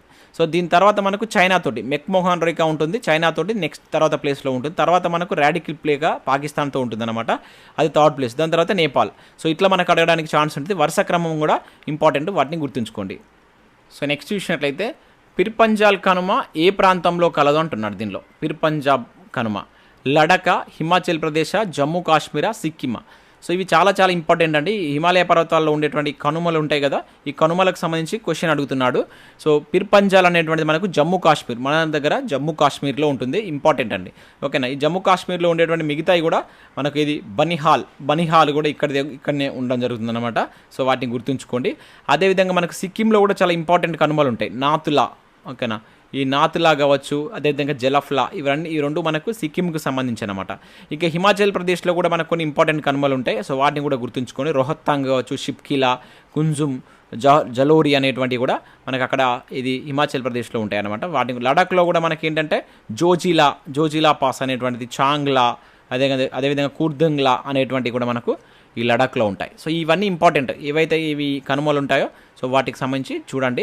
నేను ఆల్రెడీ ఇండియన్ జాగ్రఫీకి సంబంధించి కూడా దాదాపు ఒక 10 వీడియోస్ దాకా చేశాను. చాలా ఇంపార్టెంట్ టాపిక్స్, నదులు కావచ్చు, పర్వతాలు కావచ్చు, అది మనకు నైసర్గిక స్వరూపం కావచ్చు, అండ్ ప్రాజెక్టులకు సంబంధించి చేయడం జరిగింది. ఒకసారి వాటిని మీరు చూసేటువంటి ప్రయత్నం చేయండి. సో ఇక్కడ చూసినట్టయితే మనకి ఇది డిజాస్టర్ మేనేజ్మెంట్కి సంబంధించిన క్వశ్చన్. తుఫాను తీరం దాటడాన్ని ఈ క్రింది ఏ హెచ్చరిక రంగుతో సూచిస్తారు? పసుపు, నారింజన, ఎరుపు, నీలమ. సో ఎరుపు రంగు సూచికతో సూచిస్తారండి, చాలా ఇంపార్టెంట్. సో ఇక్కడ మనకు ఎరుపు రంగు తుఫాను తీరం దాటడాన్ని, అదేవిధంగా నారింజ రంగు కనుక చూసినట్లయితే తుఫాను హెచ్చరికను చూస్తాను. ఇది హెచ్చరిక, ఇది ఓకేనా, ఇది హెచ్చరిక. అండ్ అదేవిధంగా నెక్స్ట్ ఇక్కడ పసుపు రంగు అనుకో చూసినా అనుకో, ఈ పసుపు రంగు అనేటువంటిది ఏంటంటే తుఫాన్ యొక్క అలర్ట్, ఓకేనా, ఈ అలర్ట్ని ఇస్తుంది అనమాట. ఓకే, అండ్ ఇవి ఎప్పుడు ప్రకటిస్తారని కూడా, ఇప్పుడు సైక్లోన్స్ ఉంటాయి, ప్రీ సైక్లోన్కి సంబంధించి ఎప్పుడు మనకు 72 గంటల ముందు జారీ చేస్తారు హెచ్చరిక. సైక్లోన్ యొక్క అలర్ట్, సైక్లోన్ వస్తుందనే అలర్ట్ ఎప్పుడు చేస్తారంటే 48 గంటల్లో చేస్తారు. ఓకేనా, తుఫాన్ యొక్క హెచ్చరిక అనేటువంటిది 24 గంటల్లో చేస్తారు. ఇది కూడా మనకు ప్రీవియస్లో అడిగిండు. డిజాస్టర్ మేనేజ్మెంట్కి సంబంధించి అది ఎప్పుడు వచ్చింది, మనకి ఎప్పుడు తీసుకొచ్చారు ఈ డిజాస్టర్ మేనేజ్మెంట్కి సంబంధించిన చట్టాన్ని ఏ ఇయర్లో తీసుకొచ్చారు అనేది కింద కామెంట్ చేయండి. మనకు రీసెంట్గా గ్రూప్ 1 ప్రిలిమ్స్లో ఆ క్వశ్చన్ అడగడం జరిగింది. సో నెక్స్ట్ చూసినట్లయితే బయాలజీకి సంబంధించిన క్వశ్చన్స్ ఇవి. సో జీవులలో శ్వాసక్రియ రకాలకు సంబంధించి క్రింది వాటిలో సరికానిది అంటున్నాడు. శ్వాసక్రియ రకాలకు అంటే మనకు జీవులలో శ్వాసేంద్రియాలు, శ్వాసక్రియ రకాలు అని చెప్పేసి ఉంటాయి కదా, సో వాటికి సంబంధించి ఇక్కడ ఊపిరితిత్తులతోటి జరిపేటువంటిది పుపుస శ్వాసక్రియ అంటున్నాడు. ఊపిరితిత్తుల ద్వారా జరిపేదాన్ని పుపుస శ్వాసక్రియ అంటున్నాడు. ఎస్, ఇది కరెక్టే అండి. సో మనం క్షీరదాలు కావచ్చు, పక్షులు, సరీసృపాలు, కొన్ని ఉభయచరాలన్నీ ఊపిరితిత్తుల ద్వారా జరిపితే దాన్నే మనం పుపుస శ్వాసక్రియ అంటాం. ఇది కరెక్టే. ఇక చర్మం, వానపాము అంటున్నాడు. ఓకేనా, చర్మం ద్వారా జరిపేటువంటిది ఏంటి మనకు కప్ప, జలగ, వానపాము అనేటువంటిది చర్మం ద్వారా జరుపుతుంది. అంటే ఇక్కడ శ్వాసేంద్రియం మనకు చర్మం అవుతుంది. సో అది జరిపేటువంటి జీవులు ఏంటంటే వానపాము కావచ్చు, అదేవిధంగా జలగ అండ్ నెక్స్ట్ కప్ప, ఇవి గుర్తుంచుకోండి. ఇంకా అవస్కరం, తాబేలు అంటున్నాడు. ఎస్, ఇది కూడా కరెక్టే. అవస్కరం అనేటువంటిది మనకు తాబేలు యొక్క శ్వాసక్రియ జరిపేటువంటి అవయ కింద మనం అవస్కరాన్ని చూస్తాం. ఇది ఇంపార్టెంట్ అండి, మన ప్రీవియస్లో బిట్ అడిగిండు. సో ఇది తప్పు. వాయునాళం అనేటువంటిది ప్రోటోజోవ జీవులు కాదు. సో వాయునాళం అనేటువంటిది ఏంటంటే మనకు కీటకాలు, ఓకేనా, కీటకాలు, బొద్దింక ఉంటుంది కదా, సో అవి మనకు వాయునాళం ద్వారా జరుపుతాయి. మరి ప్రోటోజోవా జీవులు అనేటువంటివి దేని ద్వారా జరుపుతాయి? ఓకేనా, సో ప్రోటోజోవా జీవులు జరిపేటువంటిది ఏమిటి, ఏ అవయవం ద్వారా ఇవి మనకు శ్వాసక్రియ జరుపుతాయి? సో ఇవి వచ్చేసి మనకు శరీర కూడ్యం, వ్యాపనం అనేటువంటి ప్రక్రియ ద్వారా, చాలా చాలా ఇంపార్టెంట్ అండి. శరీర కూడ్యం, వ్యాపనం అనేటువంటిది, ఓకేనా, ఇది చాలాసార్లు అడిగిండు, గుర్తుంచుకోండి. ప్రోటోజోవా జీవులు ఎట్లా శ్వాసక్రియ జరుపుతుంటే వ్యాపనం అనేటువంటి ప్రక్రియ ద్వారా జరపడం జరుగుతుంది. సో ఆప్షన్ డి అనేది దీనికి సంబంధించి మనకు కరెక్ట్ ఆన్సర్ అవుతుంది. సో నెక్స్ట్ చూసినట్లయితే రక్తాన్ని గడ్డ కట్టించేటువంటి కణాలు ఏంటి అంటున్నాడు దీనిలో. సో క్వశ్చన్ జాగ్రత్తగా చూడాలి. కణాలు అంటున్నాడు. రక్తాన్ని గడ్డ కట్టించేటువంటి విటమిన్ ఉంటుంది, అండ్ అదేవిధంగా మూలకం ఉంటుంది, అది దాంతోపాటుగా ఎంజైమ్స్ ఉంటాయి. సో ఏది అండ్ ఆ హార్మోన్స్ కూడా ఉంటాయి. ఇక్కడ ఓన్లీ కణాలు అంటున్నాడు కనుక వాటికి సంబంధించిన ప్రతి ఆప్షన్ ఇక్కడ ఉంది. జాగ్రత్తగా ఆన్సర్ చేయాల్సి ఉంటుంది ఇటువంటి క్వశ్చన్స్. ఏది మనకు కాల్షియమా అండ్ విటమిన్ కేనా, సో థ్రాంబోసైట్సా, ఫైబ్రినోజనా. సో మనకు రక్తాన్ని గడ్డ కట్టించేటువంటి కణాలు వచ్చేసి థ్రాంబోసైట్స్ అండి, థ్రాంబోసైట్స్. సో విటమిన్ అంటే మనకు కే, ఓకేనా, మూలకం అంటే కాల్షియం. ఇవన్నీ రక్తాన్ని గడ్డకట్టించేది. రక్తాన్ని గడ్డకట్టించే మూలకం కాల్షియం, విటమిన్ కే, అదేవిధంగా ఫైబ్రినోజన్ అనేటువంటిది రక్తం గడ్డకట్టులో సహాయపడేటువంటి హార్మోన్ ఇది, ఓకేనా, హార్మోన్. ఫైబ్రినోజన్ కావచ్చు, ప్రోథాంబ్రిన్, ఈ రెండు హార్మోన్స్ అన్నమాట, రక్తాన్ని గడ్డకట్టించేటువంటి హార్మోన్స్. ఇంపార్టెంట్ అండి, మన ప్రీవియస్లో ఈ సందర్భం అంటే ఇటువంటి క్వశ్చన్స్ అడిగిన సందర్భాలు కూడా ఉన్నాయి. సో నెక్స్ట్ క్వశ్చన్ చూసినట్లయితే పాము కరిచినప్పుడు మానవ శరీరంలోకి ప్రవేశించేటువంటి లోహం ఏంటి అంటున్నాడు. పాము కరిచినప్పుడు మ్యాంగనీసా, కాల్షియమా, ఆస్మియమా, ఆర్సినికా. సో ఆన్సర్ చూసినట్లయితే మనకు ఆర్సినిక్ అండి. ఆర్సినిక్ అనేటువంటిది పాము కరిచినప్పుడు మానవుని శరీరంలోకి ప్రవేశించేటువంటి లోహం అన్నమాట, ఓకేనా. సో మ్యాంగనీస్ కూడా ఇది ఏంటంటే మనకు స్త్రీ పురుష ప్రత్యుత్పత్తి అవసరమయ్యేటువంటి లోహం అన్నమాట. ప్రత్యుత్పత్తికి అవసరపడే లోహం ఏందని చెప్పేసి మనకు ప్రీవియస్లీ బిట్ అడిగిందండి, మ్యాంగనీస్. ఇక కాల్షియంకి సంబంధించి కనుక చూసినట్లయితే ఇది మనకి మానవునిలో అత్యధికంగా లభ్యమయ్యేటువంటి లోహం కాల్షియం. ఆస్మియం, సో ఆస్మియం చూసినట్టయితే ఇది అత్యధిక సాంద్రత కలిగినటువంటి లోహం అనమాట, బరువైనటువంటి లోహం ఏంటంటే ఆస్మియం. ఇవన్నిటికీ ప్రాపర్టీస్ ఉన్నాయి, వీటికి సంబంధించి మనకు ప్రీవియస్లో బిట్స్ అడిగిండు, వాటిని కూడా గుర్తుంచుకోండి. ఇక్కడ దీనికి సంబంధించి ఇది ఆర్సినిక్ అనేటువంటిది కరెక్ట్ ఆన్సర్. నెక్స్ట్ మరో క్వశ్చన్ చూద్దాం. సో నెక్స్ట్ క్వశ్చన్ కనుక చూసినట్లయితే క్రింది వాటిలో సరికాని జత. సో ఇది మనకు ఫిజిక్స్ నుంచి అడిగినటువంటి క్వశ్చన్. కాంతి అనే చాప్టర్, కాంతి అనేటువంటి చాప్టర్ మీకు వెళ్ళి కంపల్సరీ ఒక బిట్ ఉంటుందండి ఫిజిక్స్లోకి వెళ్ళి, చాలా చాలా ఇంపార్టెంట్. దానిలో ముఖ్యంగా ఈ కాంతి యొక్క ధర్మాలు ఉంటాయిగా, వాటి యొక్క ఏవైతే ప్రాపర్టీస్ మీద ఎక్కువ క్వశ్చన్స్ అడుగుతున్నాడు. సో దాని మీద నేను కూడా ఇక్కడ క్వశ్చన్ ఇవ్వడం జరిగింది.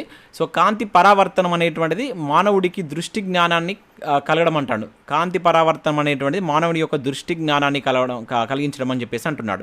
ఎస్, ఇది కరెక్టే. సో కాంతి పరావర్తనం అంటే మానవుడికి దృష్టి జ్ఞానాన్ని కాంతి పరావర్తనం ద్వారా కలుగుతుందని చెప్తాం. అదేవిధంగా మనం పెరిస్కోప్ కావచ్చు, కెలిడియోస్కోప్ కూడా ఈ కాంతి పరావర్తన ధర్మం పైన ఆధారపడి పనిచేస్తాయి. చాలా ఇంపార్టెంట్. ఇది మనకు ప్రీవియస్లో చాలాసార్లు అడిగిండు, కాంతి పరావర్తనం సంబంధించి ఎక్కువ సార్లు అడగడం జరిగింది. అంటే ఏంటంటే కాంతి ఏదైనా ఒక అవరోధంపై పడి తిరిగి వెనుకకు మరల తిరిగి సో రావడాన్ని మనం కాంతి పరావర్తనం అని చెప్పేసి అంటాం, ఓకేనా.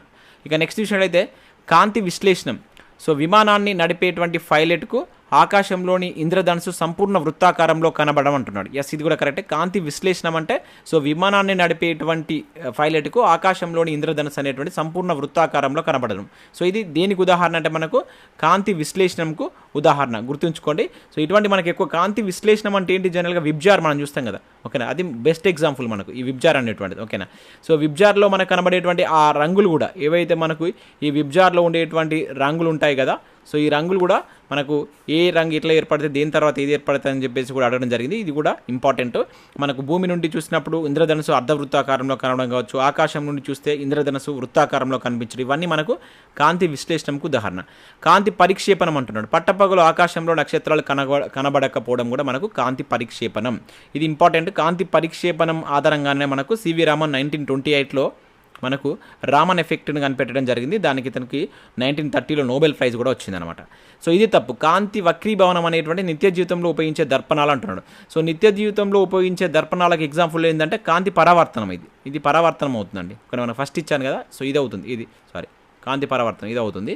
సో ఇది వక్రీభవనం కాదు. వక్రీభవనం ఏంటంటే ఉన్నదాన్ని పెద్దగా ఉంచుతుంది అన్నమాట. వక్రీభవనం నథింగ్ బట్ ఏంటంటే ఇప్పుడు ఆకాశంలో నక్షత్రాలు మినుకుమని మెరవడం, నీటిలో ఏదైనా ఒక నాణ్యం లాంటిది చేస్తే అది ఉన్నదానికంటే పెద్దగా విరిగినట్టు కనబడడం కట్టేస్తే, సో వాటి మనకు కాంతి వక్రీభవనం అంటామంట. అంటే కాంతి ఒక యానకం నుండి మరొక యానకంలోకి ప్రయాణించేటప్పుడు ఆ రెండు యానకాలు విభజించేటువంటి తలం వద్ద కొంచెం లంబంగా అది వంగి ప్రయాణిస్తుంది అనమాట. దాన్నే మనకు ఈ కాంతి వక్రీభవనం అని చెప్పేసి అంటాం, ఓకేనా. సో ఇక్కడ మనకు ఇది తప్పించిండు. ఆప్షన్ డి అనేటువంటిది దీనికి సంబంధించి మనకు కరెక్ట్ ఆన్సర్ అవుతుంది. నెక్స్ట్ మరో క్వశ్చన్ చూద్దాం.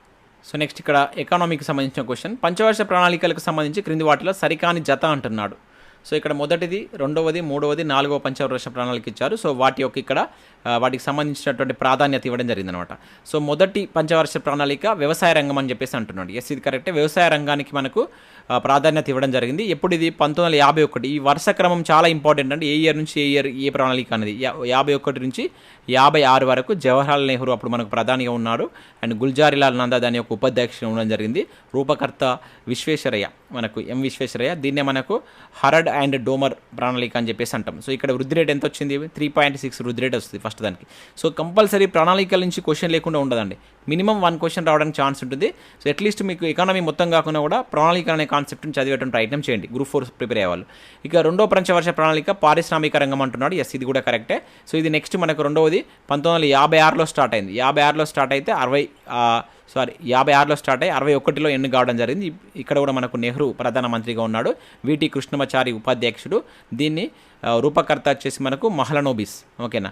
సో దీని యొక్క మనకి ఎంత వచ్చింది అంటే యాక్చువల్గా వీళ్ళు లక్ష్యం పెట్టుకునేది 4.5 అయితే వచ్చినటువంటిది 4.1 అనేటువంటిది రావడం జరిగిందనమాట. దీన్ని పారిశ్రామిక రంగానికి ఎక్కువగా ప్రాధాన్యత ఇచ్చారు. ఇక మూడో పంచవర్ష ప్రణాళిక అనేది ఆహార ధాన్యాల ఉత్పత్తిలో స్వయం సమృద్ధి. ఇది కూడా కరెక్టే. సో మూడో పంచవర్ష ప్రణాళిక అనేటువంటిది మనకి ఎప్పుడు వచ్చింది? సో 1961 నుంచి 66 మధ్యలో ఉంది. ఇక్కడ కూడా మనకు నెహ్రూ ఉండడం జరిగింది. సో దీన్ని అప్పుడు సీఎం త్రివేది గారు దీనికి ఉపాధ్యక్షులుగా ఉన్నారు. అశోక్ మెహతా కావచ్చు, పీతాంబర్ సేత్ దీని యొక్క రూపకర్త కింద చెప్తారు, ఓకే. దీన్నే అశోక్ మెహతా నమూనా అని చెప్పేసి కూడా పిలుస్తారు. ఇక్కడ చాలా తక్కువ వస్తుంది 2.8, ఎందుకంటే అక్కడ యుద్ధం జరుగుతుంది కనుక. సో దీనికి 2.8 దీని యొక్క లక్ష్యం అనేటువంటిది ఉండడం జరుగుతుంది. లక్ష్యం ఎక్కువ పెట్టుకుంటారు, కాకపోతే సాధించింది మాత్రం 2.8. ఇక నాలుగోది తప్పించిండు.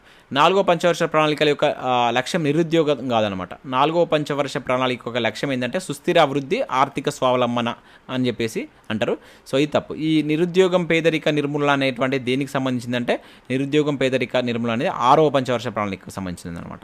సో ఇది దీనికి సంబంధించి, సో ఇది ఆప్షన్ డి అనేది దీనికి సంబంధించి మనకు రాంగ్ ఆన్సర్ అవుతుందన్నమాట. సో ఇవి మనకు 50 క్వశ్చన్స్. దాదాపుగా మనం టీఎస్పీఎస్సీ సిలబస్ ప్రకారం అన్ని టాపిక్స్ని టచ్ చేస్తూ మీకు 50 క్వశ్చన్స్కి సంబంధించినటువంటి గ్రాండ్ టెస్ట్ అయితే అందించడం జరిగింది. ఖచ్చితంగా లైక్ చేయండి. చాలా రిస్క్ తీసుకొని ఈ క్వశ్చన్స్ అన్ని మీకు ఎక్స్ప్లెయిన్ చేయడం జరుగుతుంది. చాలామంది చూస్తున్నారు కానీ లైక్ చేయట్లేదు. సో మీరు లైక్ చేసినట్లయితే మాకు చాలా ఎంకరేజింగ్గా ఉంటుంది. సో మరిన్ని ఇటువంటి వీడియోస్ మీకు అందించడానికి ప్రయత్నం చేస్తాం కనుక సో మీ నుంచి మాకు సపోర్ట్ ఉండాలి. కంపల్సరీ వీడియోని లైక్ చేసి మీ మిత్రులకైతే షేర్ చేయండి. సో నెక్స్ట్ మనకు సబ్జెక్ట్ వైజ్గా ఒక 30 to 40 క్వశ్చన్స్ గ్రాండ్ టెస్ట్ రూపంలో నేను తీసుకురావడం జరుగుతుంది. ముఖ్యంగా ఫస్ట్ పాలిటియా లేదంటే ఆధునిక భారతదేశ చరిత్ర అనేది మీరు కింద కామెంట్ చేయండి. ఆ 2 టాపిక్లకి ఏదైనా ఒక టాపిక్ని మీరు చూస్ చేసినట్లయితే రేపటి వీడియోలో నేను ఆ వాటికి సంబంధించిన గ్రాండ్ టెస్ట్ ఒక మ్యారథాన్ లాగా తీసుకురావడం అయితే జరుగుతుంది. సో దాన్ని మీరు ఎక్కువ మంది వీడియోని లైక్ చేసి కింద కామెంట్ చేయండి. ఎక్కువ మంది దేనికి సంబంధించి రెస్పాన్స్ అవుతారో ఆ సబ్జెక్ట్ని మీకు తీసుకురావడం జరుగుతుంది అనమాట. సో ఇది friends, thanks for watching. Thank you everyone.